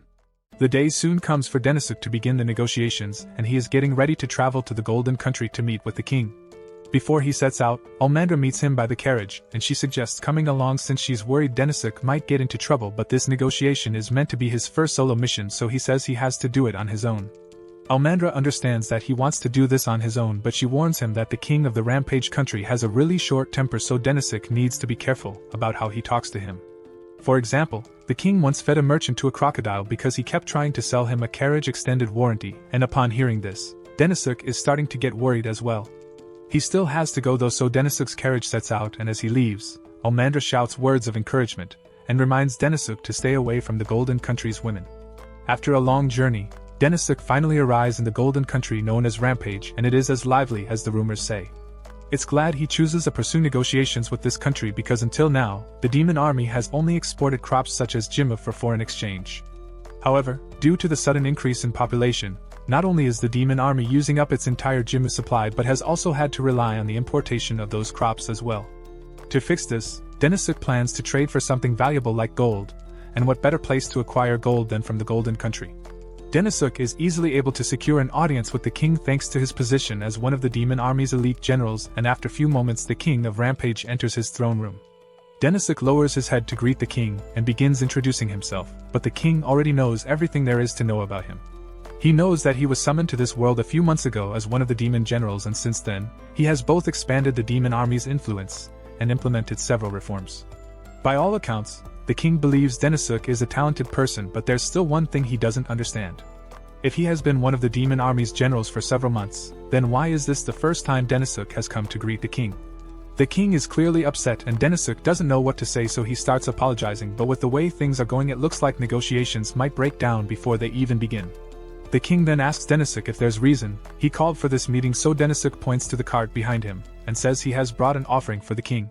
He lays out a collection of the finest silverware the demon army has to offer, but this is the king of the Golden Country we're talking about, so he is gravely insulted that Denisuk would dare to bring him silver as a gift. The king is in a foul mood now and Denisuk apologizes, but this was actually all part of his plan. He then pulls out the magic device and says he will offer it to the king as an apology since he was unhappy with the silver. At first, the king isn't impressed by the device since it is clearly made from a low-level magic stone, but while that may be true, Denisuk informs him that this magic device is capable of driving magical beasts away. It is an original invention of the demon army, so it is impossible to get it anywhere else, and Denisuk happens to know that the Golden Country has a bit of magical beast problem in their minds. The king doesn't deny it, so Denisuk goes on to explain how he heard about the rock golems that terrorize the mines, interrupting the work of miners and forcing the king to hire a dedicated mine defense force. However, with these magic devices he could completely eliminate the need for a defense force while also ensuring the safety of the miners and increasing productivity. He then shows the king a small collection of rosmarin and tells him that these will be his offering for today, but if he thinks they would be useful then he is welcome to purchase more from the demon army. The king finds Denisuk's proposal intriguing. He would definitely like to buy more, and only if Denisuk can prove that what he said about the magical devices is really true. With a snap of his fingers, the light goes out and the king's pet crocodile is released right next to Denisuk. If Denisuk is telling the truth about the magic devices, then the king believes you should have no problem driving the crocodile away. This is a terrifying way to test someone and Denisuk is internally freaking out, but he is also confident in the performance of the magic devices, so he holds up one of the devices up and activates it to scare the crocodile away. The device works, but as the crocodile moves away from Denisuk, it sees the king and decides to go after him instead. Denisuk sees this and tries to use one of the devices to shoot a fireball at the crocodile, but it turns out that Denisuk's help wasn't necessary because the king easily strikes the crocodile down and turns into ash. He is impressed that the magic devices really do work, but he is also impressed with Denisuk as a person. Even though Denisuk is a commoner, he has the spirit to stand before the king as an equal. He is talented in negotiations and immediately prepared to act when he thought the king's life was in danger. The king has taken a liking to him, so he says he will buy the rosmarin from the demon army, and as payment he places 3 gold bars before Denisuk. With this amount, Denisuk says the demon army can prepare 200 units within the next month, but the king is an impatient man, so he says he is only giving them 1 week to prepare the units, and as compensation for the shortened time frame, he brings out several tons of gold. Negotiations turned out to be successful, but creating 200 units in 1 week will be a tough order to fill. Denisuk is asking Sylphid if there's a way to make 200 in time, but she tells him straight up that it's impossible. They've only recently begun mass-producing the rosmarin, but as to crank out that many in just a week is unreasonable. Denisuk pleads with her to see if there's something she can do, but she can't just pull an extra 50 workers out of nowhere. Plus, local demand for the rosmarin has also been on the rise, so she says they are already overworked as it is now. She scolds Denisuk for accepting such a large request without considering the on-site workload, and Denisuk admits that he may have messed up, but then he thinks about the situation and remembers seeing the logistics report of the rosmarin distribution a few days ago. According to the report, priority had been given to the areas with magical beast issues, so overall rosmarin demand should be pretty low right now, meaning Sylphid was lying to him about being understaffed so she could get out of doing more work. Sylphid realizes she's been caught, so she has no choice but to agree to fill the order, and she promises to make the 200 units by next week. However, just then a messenger from the Golden Country runs in and tells them that the Golden King was so impressed by the rosmarin that he wants even more, so that 200 order is actually going to be 300 now. Anyway, through tons of hard work and overtime, The production team manages to create the 300 units within the 3-week time frame, and now if they've met their quota, Denisuk can finally relax. Olyulu congratulates him for managing to fulfill the order, but speaking of which, she has been wondering how much Denisuk sold the rosmarin for. Denisuk tells her got the Golden King to pay 50,000 bucks for each rosmarin, so for the 300 units he ordered, it comes out to 150 million. Olyulu can't believe Denisuk actually managed to convince the Golden King to pay that much, but it was all thanks to his carefully thought-out psychological attack. Since the devices are still unknown, they can set the price to whatever they want, so to establish the rosmarin's value, Denisuk first brought out some expensive goods as gifts for the king. He intentionally chose silverware so the Golden King would be angered, but even if he rejected the silverware, he would still acknowledge that they are objectively valuable goods. That way, when Denisuk brought out the rosmarin, it would automatically seem like it was incredibly valuable. Olyulu had no idea Denisuk could do such a thing, but she is really impressed. She asks him if he planned to receive so many orders as well, but that part was actually a surprise to him. He's just glad they managed to get the orders taken care of in time. However, that very moment the Golden Country messenger comes back and says the Golden King wants to order an extra 100 units. Denisuk immediately starts having visions of how angry Sylphid is going to be when they tell her about the extra order, so he heads downstairs and prepares to beg for her cooperation so they can get it done. Sylphid isn't happy about it, but she agrees to do what she can to fill the additional orders, so she hires more workers and teaches them how to make the rosmarin. With the new workers on the job, they are making steady progress towards completion of the final 100 sets, so all that's left is to deliver it all. With continuous use, the rosmarin should last about a month, meaning the Golden King will have to keep buying from the demon army indefinitely, so this mission has been a resounding success for Denisuk. However, just as he was starting to relax, Olyulu comes running into his office and tells him the Golden King just cancelled the entire order. Denisuk begs Olyulu to say she's joking, but it's the truth. The Golden King cancelled all the remaining orders after receiving the first 100. This is a huge problem for them since they haven't gotten their gold payment yet, and they already blew a huge portion of the demon army's budget on the raw materials for the rosmarin. Because of this, budget of cuts had to be implemented, so the demi-human forces didn't get a new weapons shipment, and the merchants are left wondering if they should do business in another country. Denisuk is left wondering where he could have gone wrong with this deal and worries that he may have offended the Golden King somehow, but he's also wondering how there could be a rosmarin replica circulating in the market already. However, regardless of the reason, the demon army's funds have been drained because of his actions and morale is plummeting, so he feels like he needs to take responsibility. He goes to meet with the Demon King and tells him that this whole mess is his fault. The Demon King asks Denisuk why he thinks he is to blame for the current situation, so Denisuk explains that he was already aware of how self-centered and impatient the Golden King was, but he was so happy with the successful negotiations that he failed to consider the risks involved.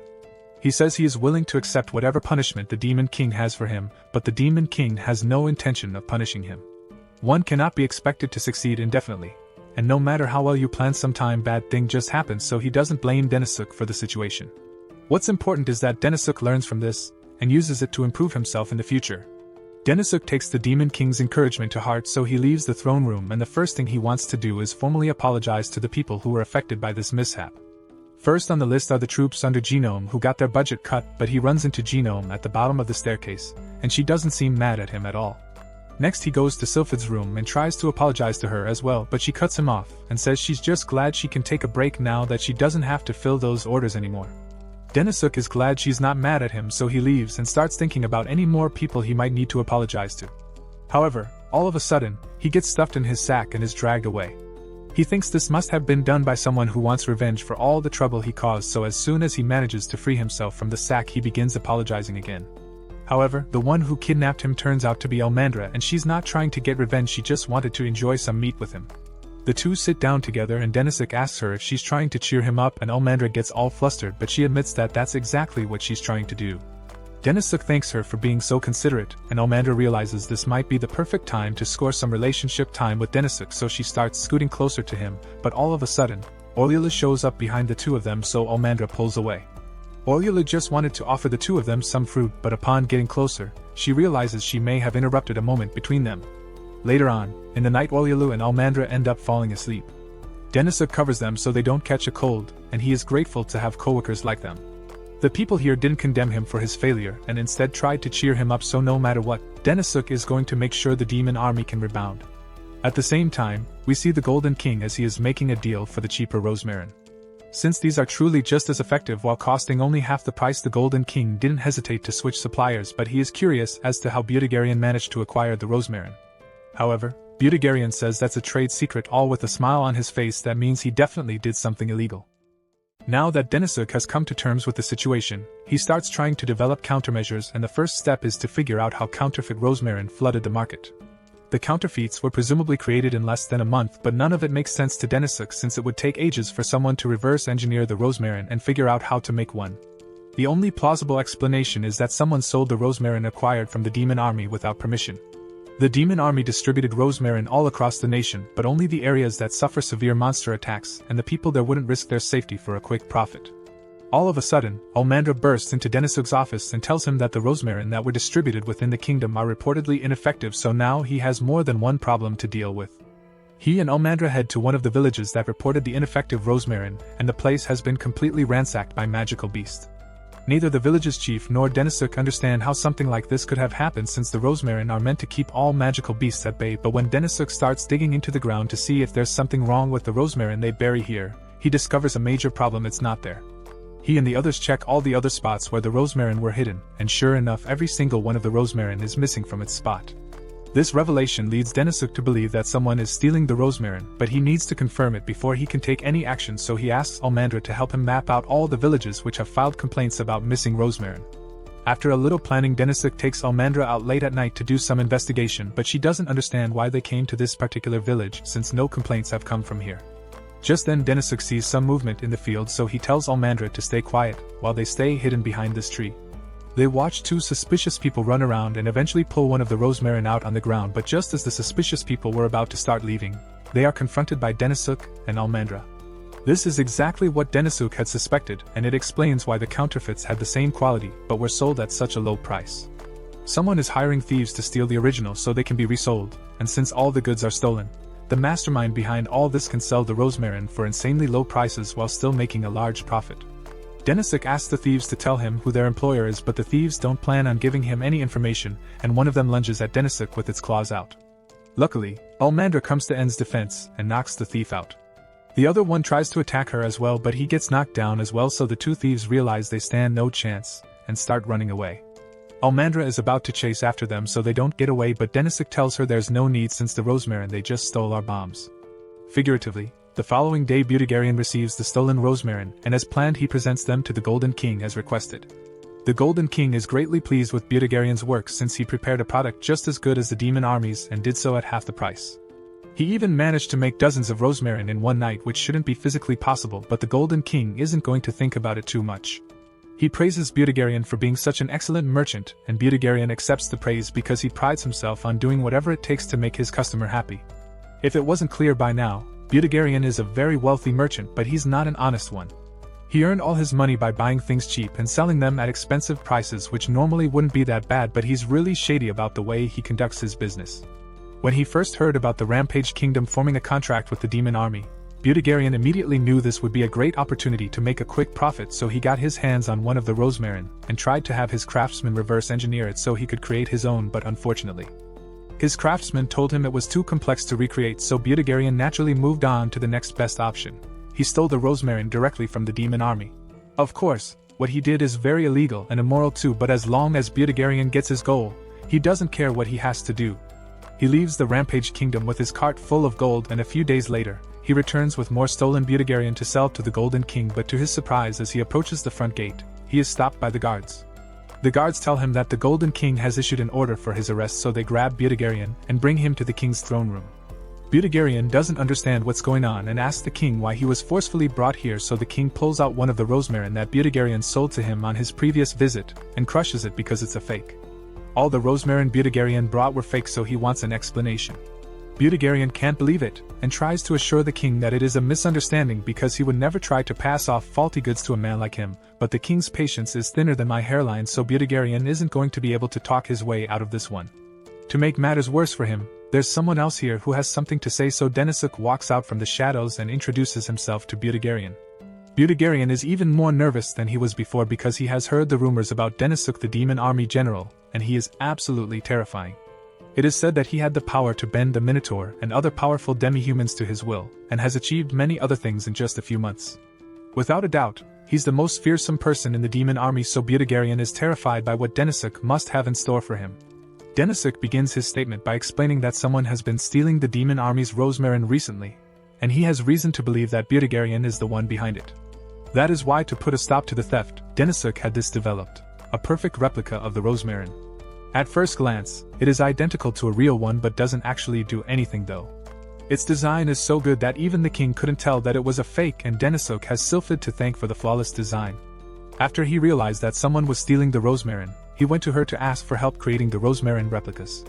Sylphid initially refused since something like that would require a ton of work, but Denisuk seemed pretty desperate, so she said she would do it, but in exchange for her work she wanted him to get her a cake. After Sylphid was done making the fake rosmarin, Denisuk used the map of village to figure out which village the thieves would likely target next, and went there ahead of time to set trap. Sure enough, thieves showed up and stole the fake rosmarin, but with that said, it's strange that Butagarian is in possession of those same fake rosmarin. Butagarian realizes he's majorly screwed because all this was part of Denisuk's plan to expose him, and he's doing it in front of the Golden King so there's no chance of Butagarian escaping. No matter how he looks at it, his odds of survival aren't looking good, so Butagarian uses his last resort and starts begging for his life. He apologizes to the king for his action, but he says he was only stealing the rosmarin so he could give the king the best deal possible, so he didn't know it was wrong.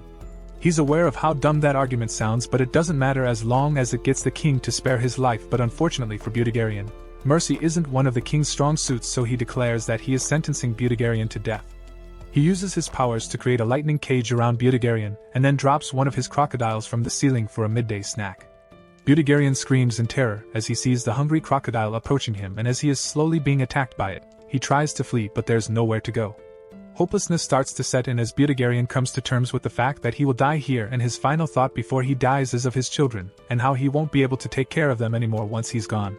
However, as the crocodile is about to chomp down on him, Denisuk uses his personal magic device to shoot a fireball at the crocodile.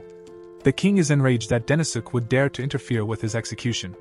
Denisuk was involved in the situation, so the king graciously allowed him to be present and make his case against Butagarian, but that doesn't give him the right to interfere with state affairs. He asks Denisuk if he is willing to take responsibility for his actions, but Denisuk says he has a good reason for what he did, so he asks the king to hear him out. The king is even more enraged and unleashes his twin lightning dragons, but he is willing to listen to what has to say, so he lets him speak. First of all, Denisuk makes it clear that he is not doing this because he cares about Butagarian, but he is doing it solely for the benefit of the Golden King. He claims that if Butagarian is killed, then it will lead to the collapse of the Rampage Kingdom, but the king fails to see how a single dishonest merchant could be so important. However, when Denisuk mentions the orange powder, it gets the king's attention.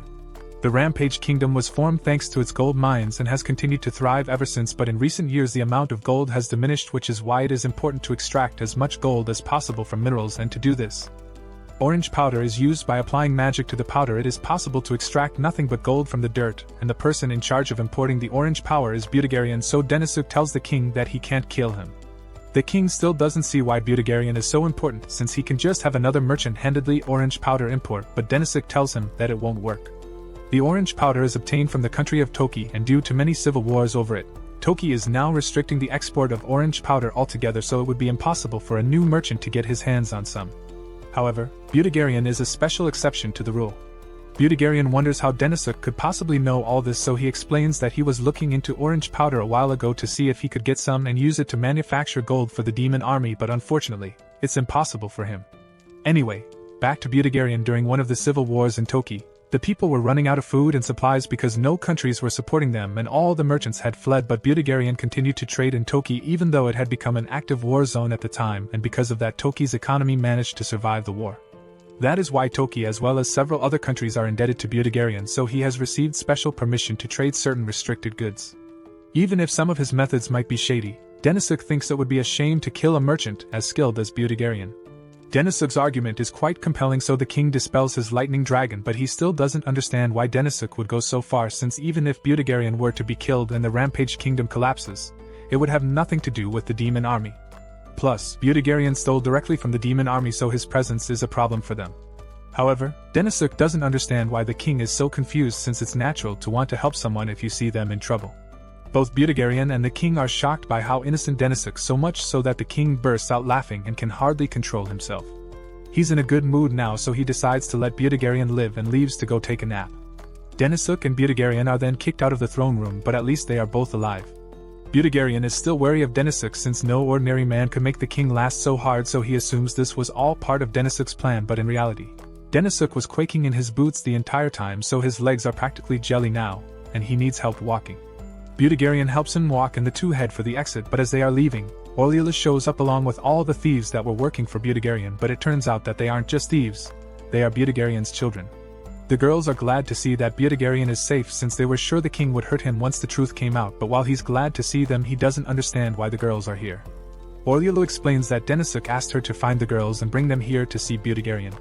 After the Kimozu incident with Butigarian, Denisuk did a little research on him, and at first, he looked like a crooked merchant, but then Denisuk found out about how he took in a bunch of war orphans and raised them as his own.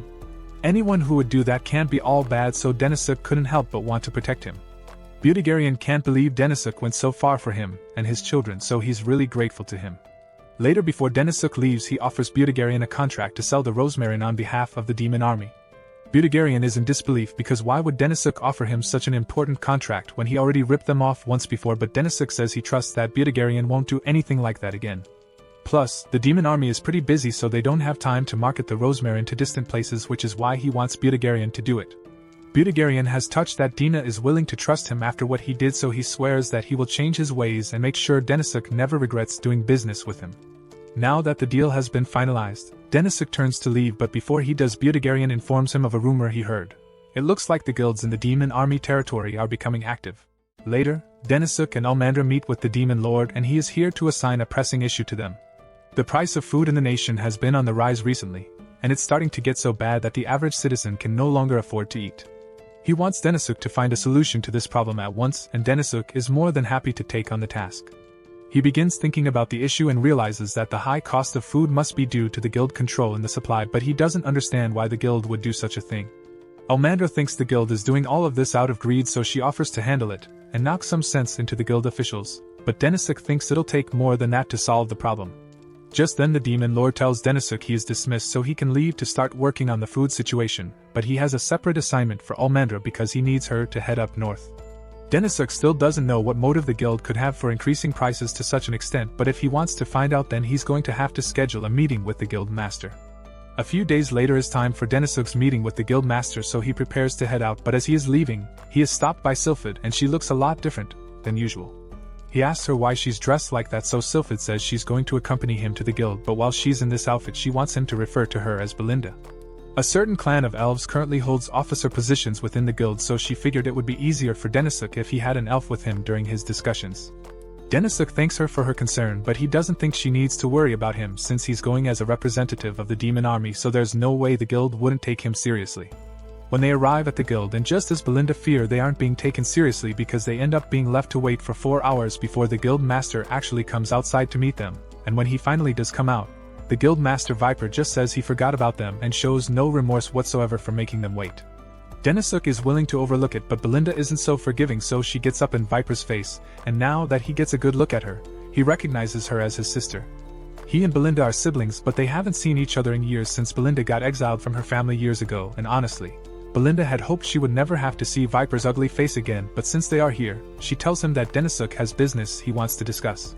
Denisuk is stunned to find out that Belinda is related to Viper, but that's a matter to discuss later. For now, he tells Viper that he wishes to purchase some grains from the guild because the current supply is too low. Viper ignorance of the issue, but he says that if Denisuk wants him to sell more food to the demon army, then he's going to have to get down on his knees and beg for it. Now most people with self-respect wouldn't even consider going through with it, but years as an underappreciated salaryman have erased all pride from Denisuk's body, so without hesitation he falls to his knees and begs Viper to sell him the food. Viper is shocked that he actually did it, and he finds Denisuk amusing, so he apologizes for joking around too much, and says he will sell him some food. However, he's selling at 50,000 gold for 1 bag of jim, which is ludicrously unreasonable, but he tells them that if they don't want to pay his price, then they don't have to buy it. He then turns to leave, but before he does, he gives Denisuk a little friendly advice. He way too careless with his pride because groveling like that in front of others will eventually turn him into a mockery. There's nothing more Denisuk or Belinda can do, so they leave the guild, but once they are outside, Belinda is still mad and suggests they should burn the whole place down along with Viper, but Denisuk thinks that might be going too far. Belinda doesn't understand how Denisuk can be so calm after he was humiliated in there for nothing, but for Denisuk, getting down on his knees isn't enough to hurt his pride, so he doesn't mind what happened. He's honestly still in shock that the guild master turned out to be Sylphid's younger brother. Sylphid decides to give him the full backstory and explains that she was born into an elven merchant family, but since elves have a hard time procreating, it is common for them to interbreed with other species. Sylphid herself is a cross between an elf and a fairy, while Viper is a cross between an elf and a lizard. As a result of this interbreeding, the children are often born with characteristics of their mixed species, so there are some who become obsessed with gathering wealth and fame, and that obsession lead them to burn down the elf village and sell their own brethren into slavery for profit. Sylphid was so disgusted by their behavior that she left the house, and since then she has had nothing to do with him, but now that she knows her scumbag brother is involved with the guild, there's no way she's going to let him go unchecked. Denisuk understands how she feels, but he wishes she would have at least given him a chance to talk to Viper before starting an argument with him. That aside, Sylphid asks him what he plans to do now because there's no way they can afford the ludicrous price that Viper set. Denisuk starts trying to think of a good plan of action, but just then he's approached by a little girl and she begs him to save her from the Lord Pent family. The girl's name is Nia and she tells Denisuk that she's being forced to work for the Lord Pent family, so she wants his help exposing the evil deeds they have committed. Denisuk takes a long hard look at the girl and then decides to help because she's cute, but before that, he wants to buy her some proper clothes. He takes Nia to a store and picks out a purple dress for her, and you can tell that he's having fun, but Sylphid is starting to get suspicious that Denisuk into little girls. Moving on, Denisuk asks Nia if she's willing to act as a whistleblower against the Lord Pent family, and she confirms it, so Denisuk takes her to a restaurant so he can listen to her story. According to what Nia says, the Lord Pent separated her from her family and forced her to work for the guild master. There are any other people like her who are forced to work for very little pay, and is certainly bad, but Denisuk asks if she has any other information she can give him. Nia also tells him that there have been rumors spreading through town about a calamity approaching which will make it hard to buy food. However, all the rumors are being circulated by the guild to scare the people. This way the guild can raise their prices and the people will still buy it. Additionally, the guild also bought a lot of the existing Jimmu supply and are limiting access to so they can maximize profits. All this is pretty damning evidence, but most of the officers in the guild are from the Lord Pent family, and everyone else has been bribed, so nothing has been done about it. The merchant guild that was originally created to serve the common good has now come under the control of the Lord Pent family to serve their greedy desires. Denisuk intends to crack down on them, but to do that he's going to need concrete evidence. Sylphid thinks it would be a lot easier to catch Viper in a dark alleyway and kill him, and while that definitely would solve part of their problem, Denisuk wants to go about this fair and square. Viper controls people by using money as his weapon, so Denisuk plans to fight as well and use the demon army as his weapon, so with immediate effect Denisuk returns to the guild with Sylphid and Nia to perform an emergency audit of the guild. Viper realizes that Denisuk is trying to back him into a corner here because he has no right to refuse the audit, and if Denisuk and the others manage to find either the supply of Jimmu he has been hoarding or the transaction books, it would be enough to expose his monopoly. The reason Denisuk arrived so abruptly was because he couldn't risk giving Viper time to hide the evidence, but something seems off because Viper doesn't look like he's bothered by the surprise audit. He tells Denisuk to do whatever he wants, so Denisuk and the others head straight for the storage room. He remembers hearing from one of the villagers nearby that they had sold a large amount of Jimmu to the guild recently, so there's no way Viper could possibly move all of it in time. However, as Denisuk opens the door to the storage room, he is shocked to find it completely empty. He can't believe what he is seeing, and as if to rub salt in his wounds, Viper along with the rest of the guild officials show up behind him and start laughing because Denisuk's plan failed. Denisuk can see skid marks on the floor, so he knows the Jimmu was here at some point. At a last-ditch attempt to catch Viper, he asks him how it's possible that the guild has no gem at all in storage, but Viper simply explains it away, saying he found a buyer for it yesterday. It's obviously a lie, but good luck proving that in court. Ultimately, Denisuk and Sylphid were forced to leave in defeat because they couldn't prove that Viper had done anything wrong. Even the guild ledgers had no inconsistency, so it's practically impossible to prove that Viper is engaging in fraudulent activities. Faking ledger documents is a lot harder than moving products, so Sylphid thinks Viper might have been conducting his illegal trades under the name of the Lord Pent family, and that would explain why all the ledgers were so spotless. But right now there's a more pressing matter at hand. It was clear that Viper had prepared for their audit in advance, but how could he have possibly known about it? It was supposed to be top secret, and he still managed to learn of it, and had enough time to hide the evidence. That must mean he received information from a mole, and given the circumstances that could only be one person. Meanwhile, back at the guild, Viper is laughing his butt off because of how stupid he made Sylphid and Denisuk look, and he couldn't have done it without Nia's help, so he praises her for being such a good backstabber. Nia thanks him with a deadpan expression on her face because she was just doing as she was instructed, but she's a bit curious as to how Viper managed to hide all that Jimmu, so she asks where he put it. Viper's expression turns cold and Nia realizes she might have angered him by asking a question, so she tenses up in fear as she prepares to get beaten once again, but fortunately for her, Viper is in a good mood, so he just pats her on the head and tells her he put all the Nia in a caravan. Viper used to work with a lot of horse carriages to transport goods, so using them to temporarily store all the Jimma was pretty easy. It's going to bring it all back to the guild once he knows it's safe, and speaking of safety, he tells Nia that her parents are still safe for now, but whether they stay safe depends entirely on Nia's actions. Nia was born as part of the Lord Pent family, but her branch was the lowest ranked among them all, so one day Viper just barged into her parents' home and demanded to take Nia with him because he needed a new secretary. Her parents didn't want to let it happen, but they couldn't refuse orders from the main house, so they were forced to give up their daughter. What followed was constant abuse at the hands of Viper because he didn't like how Nia's face reminded him of his older sister. Then one day he called her into his office and told Nia to become a spy for him. He knew Denisuk was a soft-hearted guy, so if he saw a pitiful little girl, he was bound to sympathize with her no matter how suspicious she was. Nia had no idea what happened if she were to get caught, but she couldn't refuse Viper's orders for her parents' sake.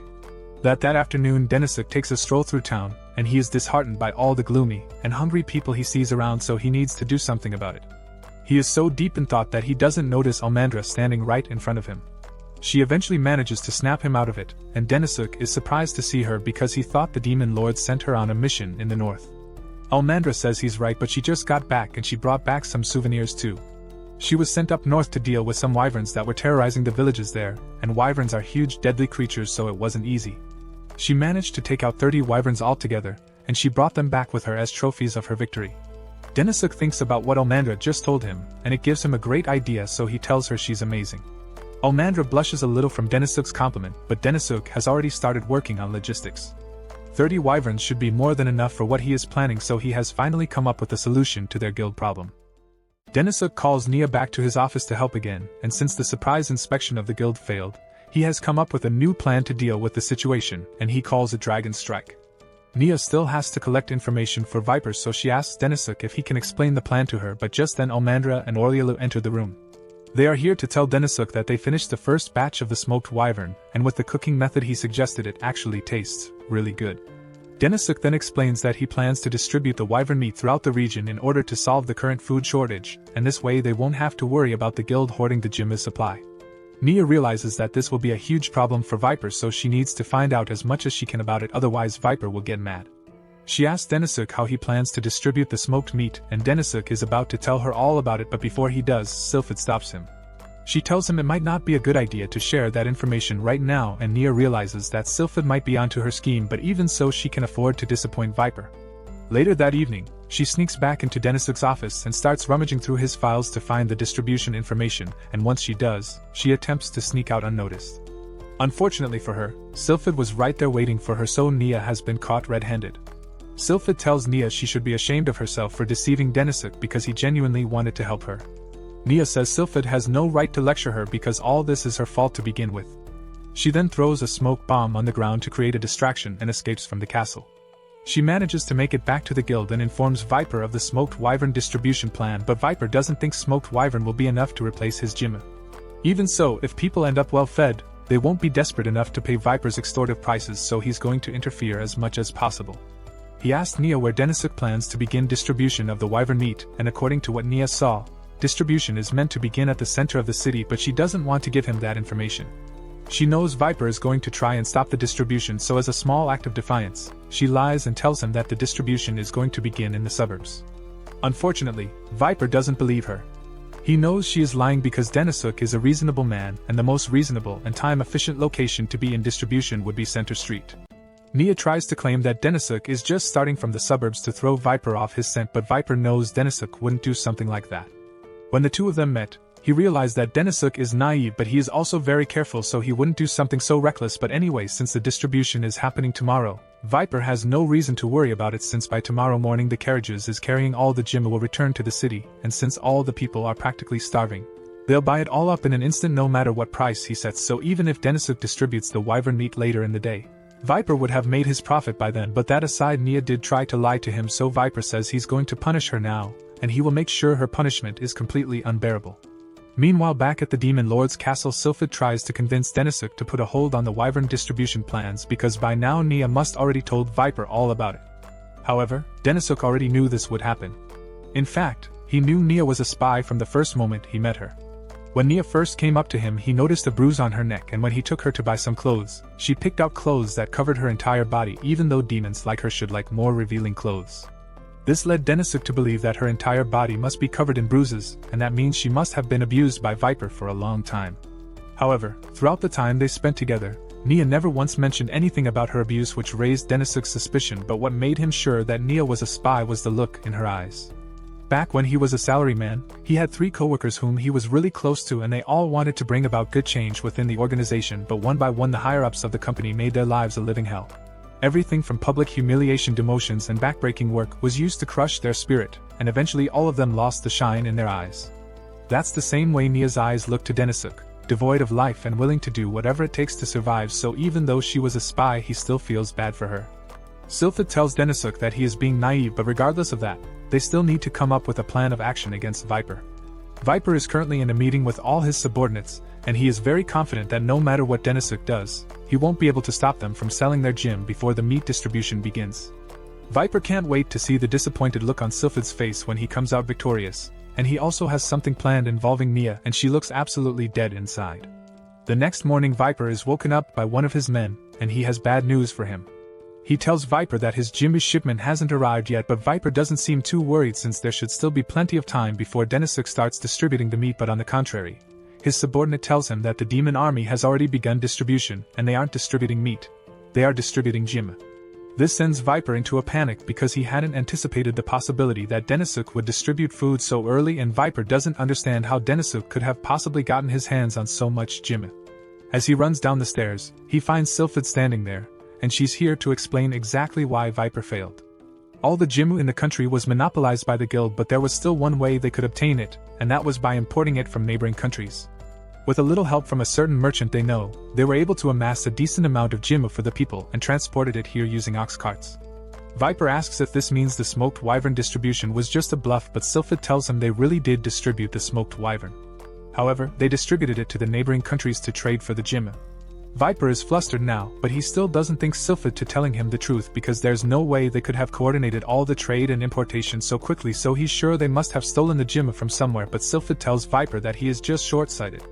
He's right that it wouldn't have been possible to coordinate their plan in a single day, but Denisuk had been working on this long before he even met Viper, so this entire time, Viper has just been playing into Denisuk's hands.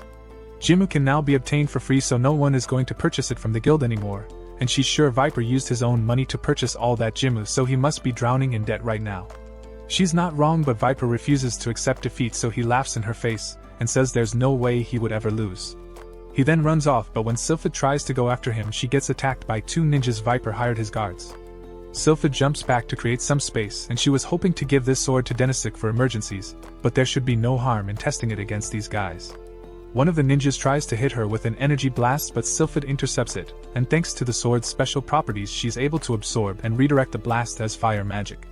The sword's magic attack was effective, but its output was lower than expected, so she's going to have to tweak it a little when she gets back to her lap, but it's not like she needs the sword to finish this fight in the first place because she easily slams the second ninja against the ceiling with her magic. Viper is angrily pacing down the hall thinking about all the money he just lost, but he is still the guild master, so he is sure he can recover his losses eventually. He just needs to lay low for a while until people forget about what he did, but as he tries to escape through the back door, he finds Denisuk and all the other merchants of the guild waiting for him. Denisuk cuts straight to the point and tells Viper that he just held a vote among the other merchants, and according to the majority vote, Viper is no longer the guild master. Viper can't believe what he's hearing, but Denisuk makes it very clear that he is being removed from his position as the guild master. Furthermore, the entire Lord Pent family is being kicked out of the guild. He tells Viper he can check the votes personally if he wants to, but Viper slaps the papers out of Denisuk's hand and tells him he's not going to accept this. He demands to know who voted against him and swears to make them pay for what they have done. However, Denisuk tells him he can't threaten the other merchants anymore because they all chose to participate in the vote, and the reason they are so firm in their decision is because they listened to Nia's speech. Earlier Denisuk found Nia locked in the guild cellar, and he was glad he found her because he needed her to show the other merchants what type of man Viper truly was. Nia understood what Denisuk was trying to do, so she decides to go along with it, and after meeting all the merchants, she told them about all of the wicked things Viper did to her. He's an unstable psychopath, and if they don't do something about him soon, he's going to bring about the downfall of this guild. All the merchants sided with her and agreed to vote him out, which brings us back to this moment. Viper is shocked that the merchants were swayed by sympathy towards Nia since he was sure they would only act in their best interest, but he failed to consider that not everyone is okay with beating up girls like he is. He then tries to threaten Nia by reminding her that he has power over her parents, but Nia is done bending to his will, so she says she will support her parents on her own. Denisuk then tells Viper that he has no right to be making threats in his current position. As of this moment, the Lord Pent family is no longer allowed to do business within this country, and once news of what he did spreads, the neighboring countries are sure to ban him as well. This is finally starting to dawn on Viper that he's in major trouble, so he falls to his knees and starts begging Denisuk have mercy on him. He says it's not his fault that he created a food shortage and starved the people of the Demon Kingdom. Anyone could have made that mistake. Viper remembers hearing that Denisuk forgave Butagarian despite all the bad things he did, so he's sure he can get Denisuk to let him go if he pretends that he's sorry. However, Denisuk is no fool. Butagarian was an exception, but Denisuk is naive enough to give scum like Viper a second chance. He knows Viper is faking his remorse, but he tells him that if he really wants to atone for his wrongdoing, then he is going to have to go to prison for his crimes. After seeing that Denisuk won't forgive him, Viper immediately jumps back and angrily attempts to attack him, but before he could get to Denisuk, Sylphid appears behind him and slashes his back. Soon after, Viper is tied up and is being hauled off to prison. Before he is taken away, Denisuk tells him that a thorough investigation of all his crimes will be conducted and then he will receive an adequate punishment. However, Viper tells Denisuk that even if he lost this brown, it doesn't mean Denisuk has won, because a great calamity will still befall this kingdom, and there's nothing he can do to stop it. Viper then bursts out in maniacal laughter, so Sylphid smacks him on the head to shut him up and he is dragged off to jail. Denisuk is a little worried about what Viper said, but Nia calls his attention because she wants to apologize to him. She took advantage of his trust even though he was so kind to her, so she asks him to punish her so she can atone for her mistake. Denisuk tells her to follow him to his office where Nia expects to be punished, but to her surprise she is offered a job as Denisuk's secretary instead. Denisuk tells her that because she acted as a spy against the demon army, she has the choice of either serving serious jail time or being punished with forced labor as his secretary with full salary and benefits. At least that's the cover story Denisuk came up with, but in reality, this was all part of a deal he struck with her father. Viper had put Nia's father in charge of his Jimmy carriages because he thought he had a full control over Nia and her family, but Nia's father betrayed him and broke one of the carriages to stall the caravan. That's why Viper's gym shipment was late, and they were able to defeat him so swiftly. Denisuk plans to reform the guild now that Viper is gone, and to do that he is going to need as many talented people as possible, so he asks Nia if she's willing to come work for him, and Nia happily accepts. Everything seems to be going well for Denisuk, but his good mood doesn't last long because the Demon Lord just called for him, and it sounds like an emergency. At the same time, an incredibly large court of wyverns is heading for the Demon Kingdom, and it looks like it's going to cause a lot of trouble.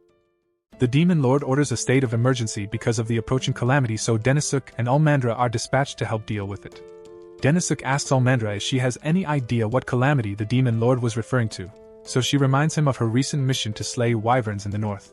Despite her success, the wyvern population seems to be increasing at a rapid rate, so they have now left their normal territory and are invading the urban areas, and the wyvern invasion is so large that it has been dubbed a calamity. This is Almandra's first time experiencing a calamity, but every other time a calamity has occurred in the past, something tragic has happened, often leading to an entire country being destroyed.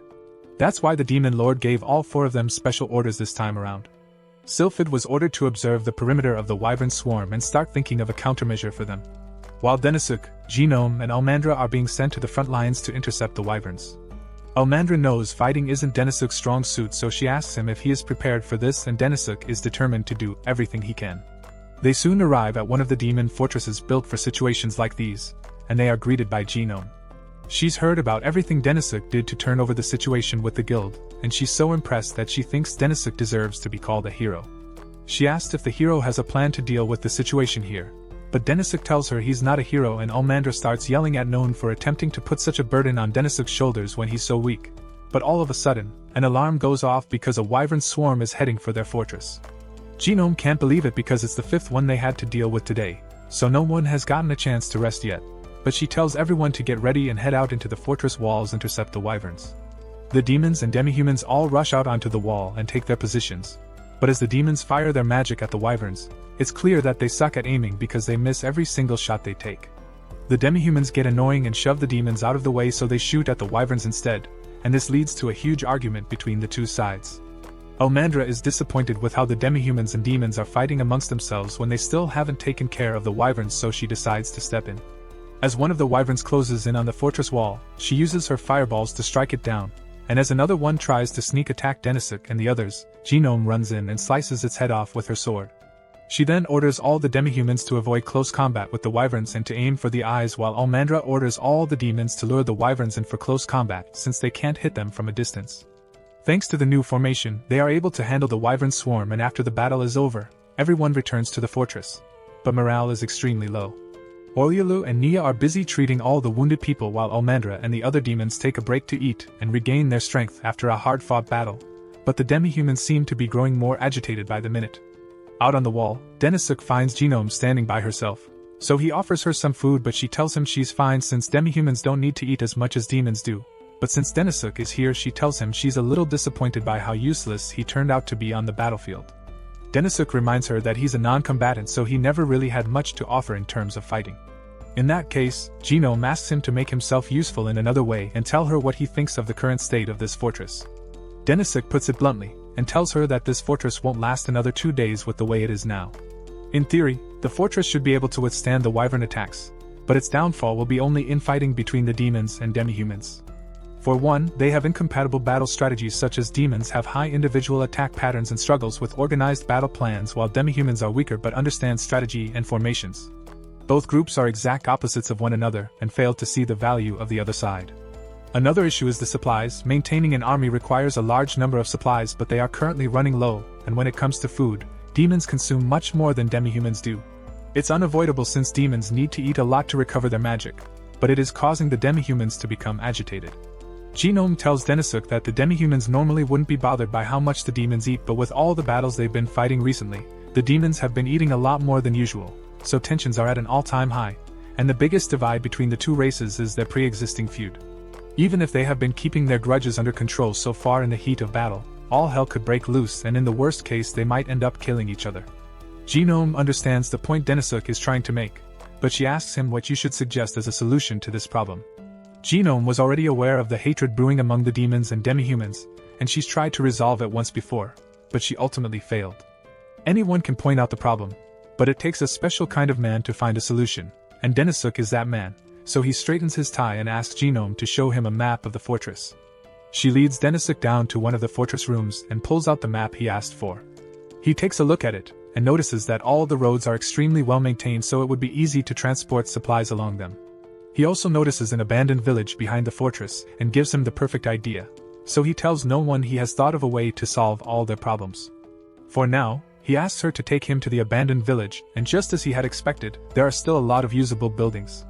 Denisuk has explained his whole plan to Genome, and she is amazed because it really does sound like it will solve all their problems if they execute it. But the problem now is how they are going to execute the plan.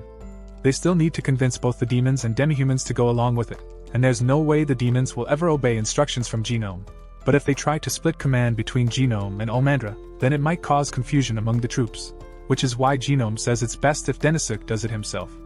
The next morning, Genome and Almandra gather all the demons and demihumans outside the fortress, and Genome addresses all the demons, telling them that there has been a multitude of problems here at the demon fortress recently.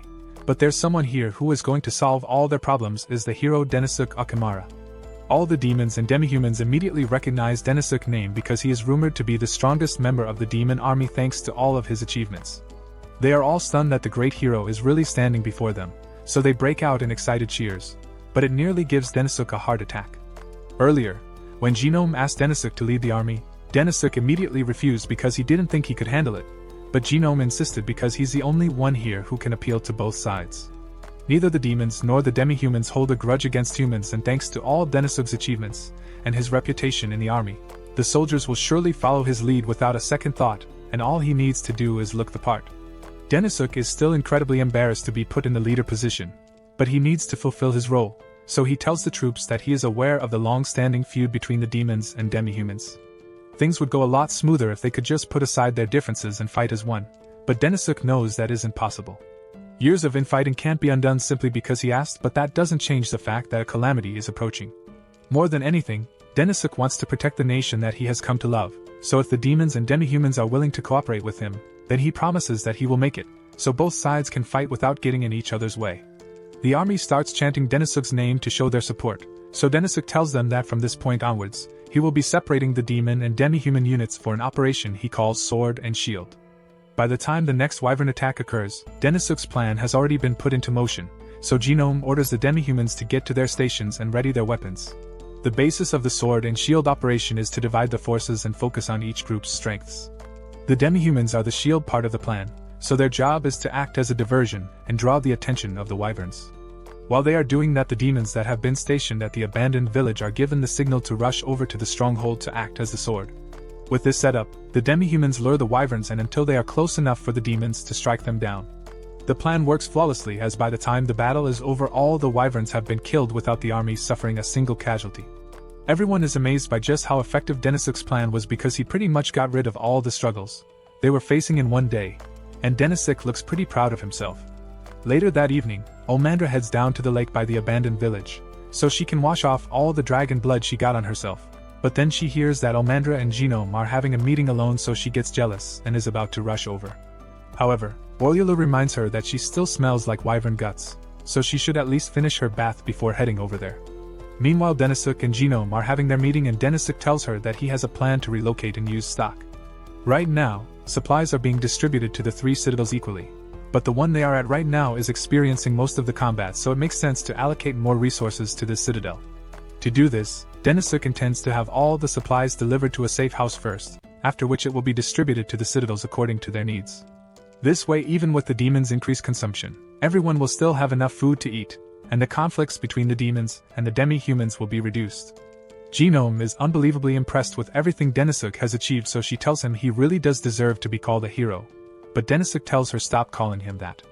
Just then Olmandra shows up, and she seems a little pissed that Denisuk and Genome are getting along so well, but she gets over it. They continue the meeting, and Genome mentions that she wants to start sending some of the troops home since the immediate crisis has passed. She asked if Olmandra has any objections to this, but Olmandra says she's fine with it. In fact, she was asked to return to the Demon Lord's castle to give a report on the situation, and before she leaves, she wants to properly thank Denisuk because he is the only reason this fortress managed to survive all those wyvern waves. And hearing Denisuk's speech about putting their differences aside for the sake of their country really resonated with her, so she's going to try to get along with Genome a little more. Denisuk's gate is certainly happy that everything has been going well so far, but he can't afford to rest yet because his operation still has one fatal weakness, and he needs to resolve it before it becomes a problem. He starts finding through all the reports he can find, looking for an explanation as to why all the wyverns are concentrated on this stronghold, because it still doesn't make sense to him.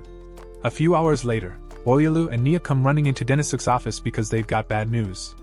They have received reports that wyvern attacked the 2 other strongholds, and since they just sent soldiers home, they are sure of manpower, so Olmandra has been forced to fight them all by herself. After hearing this, Denisuk rushes out to check on Olmandra, and finds her locked in battle with a group of wyverns. She is struggling to take out the last one, so she is forced to unleash her true power to finish it off, but the toll it takes on her body leads her to fall over and pass out. Olmandra is later brought back to the castle to be treated, so Denisuk rushes to go check on her. Nia has treated most of Olmandra's wounds, but she used up a lot of her mana, so she'll be unconscious for a while. Denisuk is relieved that Olmandra is going to be alright, but they don't know when the wyverns will attack next, so Denisuk gets up and says he will get to work right away to make sure no one else suffers. According to the intel they got from Sylphid, the wyverns are currently staying near the lake after their most recent attack. The Rabito village and Popon town were both ravaged by the wyverns, along with Oryolu's hometown. Those who were guarding her village were nearly captured by the wyverns, and several of Oryolu's close friends were injured in the battle. Denisuk realizes Oryolu must be worried about her friends if he gives her permission to head home to be with them. Since the wyverns just carried out their attacks, chances of Oryolu getting attacked on her way home are pretty low, but even so Denisuk still plans to send a decent number of guards with her to ensure her safety. Oryolu is thankful for Denisuk's consideration, but she asks who will help him with the wyvern investigation if she leaves. To which Denisuk tells her he can handle it on his own, that's easier said than done. It would be easy to fight back against the wyverns if he could figure out what their attack pattern is, but he's not sure how he's supposed to do that. There's a lot of data to look through and everyone else is busy, so he is going to have to do it all on his own. However, he has barely gotten any sleep in the past few days, so he is starting to feel effects.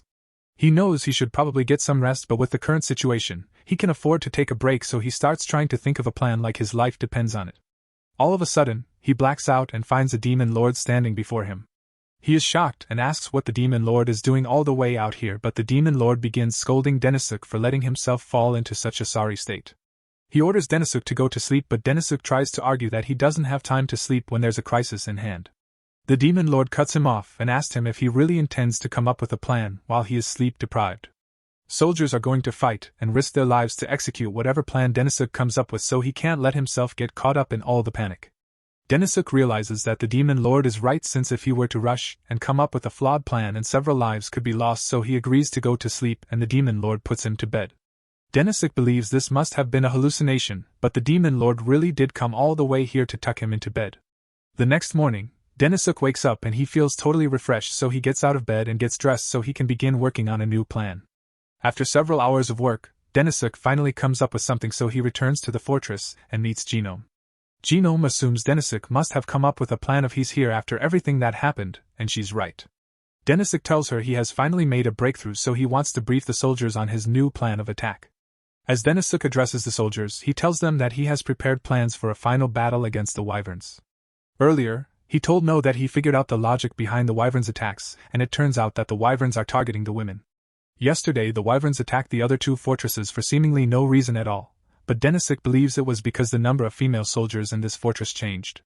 Originally, this fortress had the most female soldiers in one place, but after they gave the order to send the female soldiers home, the number of female soldiers in the other fortresses became higher, which is what led the wyverns to attack them.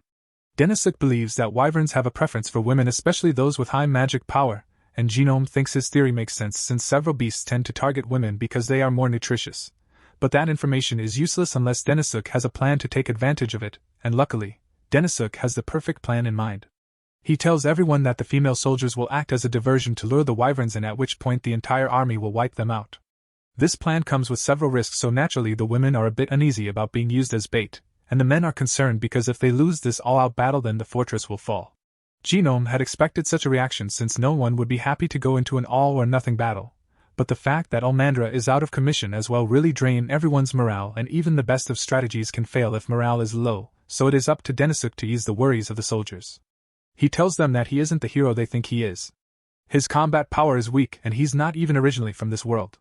However, none of that matters when it comes to protecting the territory. The demon army is made up of all sorts of tribes and races that are both weak and strong, and right now an unpreceded threat is heading for the demon army, so it's natural for them to wish for a hero to come and save them. However, Denisuk tells them no hero is coming.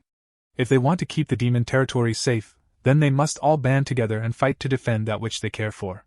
After Denisuk is done with his speech, Genome congratulates him on a job well done, but Denisuk is freaking out because he doesn't know what he will do if his plan actually fails. He acted confident to reassure the soldiers, and he does believe the plan will work, but there are hundreds of lives riding on this, so can afford failure. Genome can see that Denisuk is really anxious, so she gives him a hug to calm him down. Her mother often did this for her whenever she was worried, so Genome figured it would help Denisuk too, and she was right because he feels a lot better now. Genome then reminds him that he's essential to the demon army, so he needs to stay calm at times like this, and if it ever becomes too much for him, he can always rely on his friends to have his back. With that said, it's about time for them to go issue orders to the soldiers so they'll be prepared for battle, and soon after a time arrives. A swarm of wyverns begins closing in on the fortress just like Denisuk had predicted. All the demon women are gathered in one spot to lure the wyverns in, and while the demi-humans provide cover fire to thin out the numbers of the wyverns, the male demons get into position around the female demons to help fight off the wyverns that will attack them. The plan seems to be working fairly well, but Denisuk is ensured the soldiers will be able to hold out long enough when there are this many wyverns attacking at once. Luckily, Genome is there as well to provide ground support. With all the wyvern gathered in one place, it's now just a matter of killing them all in a controlled manner to ensure that the troops are not overwhelmed, so Denisuk continuously yells directives across the battlefield to ensure the soldiers are covering all infiltration points. And even though he can't do much on his own, Denisuk still have that magic device Sylphid made for him. So he uses it to cast fireballs and launches it at the wyverns. Thanks to everyone's combined efforts, they were able to finish off the last of the wyverns, and everyone is relieved that they managed to survive. But all of a sudden, the clouds begin to change and a massive wyvern appears. It begins firing magic blasts at the fortress, and Denisuk is starting to panic because he didn't consider a situation like this when he came up with his plan. The giant wyvern raises its hand to squish Denisuk, but at the last second, he is saved by Almandra, who is finally recovered. She apologizes for being so late, but she rushed over here as soon as she heard of Denisuk's plan. Denisuk thanks her for saving his life, but Almandra isn't so sure she can win this fight. Her magic power is still depleted, so compared to her usual massive mana pool, this is all she can muster. However, that doesn't mean she can't fight with it, so she condenses her magic into a point and launches an attack that blows one of the wyvern's arms off. Genome then shows up and cuts the wyvern's second arm off, and Sylphid is here too because she heard about Denisuk's speech and she had to join in. Now all 4 elite generals are gathered in the same spot, so Almandra, Genome, and Sylphid combine their power and blow the wyvern's head clean off his body. Once the dust settles, it looks like they have finally won, so Almandra finally relaxes and briefly loses consciousness. Denisuk manages to catch her and asks if she's alright, but she's pretty much out of mana and she went way past her limit already, so she's nowhere near alright, but they won the battle anyway. So Almandra tells Denisuk to ring the bell and announce their victory to all the soldiers. Denisuk would like to do that, but for some reason he gets the feeling that this battle isn't over yet. This was meant to be a calamity that could destroy entire countries, so he has a hard time believing that they came out victorious so easily. And now that he thinks about it, whenever the wyverns would kidnap women, they always seem to be carrying them back somewhere, almost like worker ants carrying food back to their nest. But if that's the case, then where is the wyvern's queen? Just then the ground begins to shake, and to everyone's horror, that mountain over in the distance begins to move because it has legs. It turns out to be a gargantuan wyvern, and now Denisuk understands why this is referred to as a calamity. There's no way any of them could beat this thing, so they don't know what to do, but all of a sudden, a magic circle appears in front of them and the demon lord comes out of it. He thanks his generals for doing a great job of protecting his kingdom up till now, but this threat is more than they can handle, so he will be handling it personally. The wyvern begins charging up a blast and fires it straight at the fortress, but the demon lord is prepared, so he uses his magic to cast a barrier that completely blocks the blast. After which the demon lord begins casting a spell that forms a black square above the wyvern, and from that square an gained ball of condensed mana falls on top of the wyvern. It pushes the wyvern down, but the wyvern manages to survive it, so the demon lord is going to have to get serious here. He begins casting the spell again, but this time he makes the mana sphere 1,000 times bigger, and no matter how hard the wyvern tries to resist, it ultimately succumbs to the tremendous pressure of the demon lord's magic. The giant wyvern then begins to sink into the ground and its body disappears, leaving the remaining wyverns without a leader, so they won't be attacking anymore. Denisuk is still in awe of the power the demon lord possesses, but the demon lord snaps him out of it and tells Denisuk that the battle is finally over, so he should go announce their victory to the troops. Denisuk happily does so, and upon hearing that they are victorious, all the soldiers begin to cheer with all their might. Denisuk is happy everything worked out all right, but then Genome approaches him and asks if he would consider coming to work with her.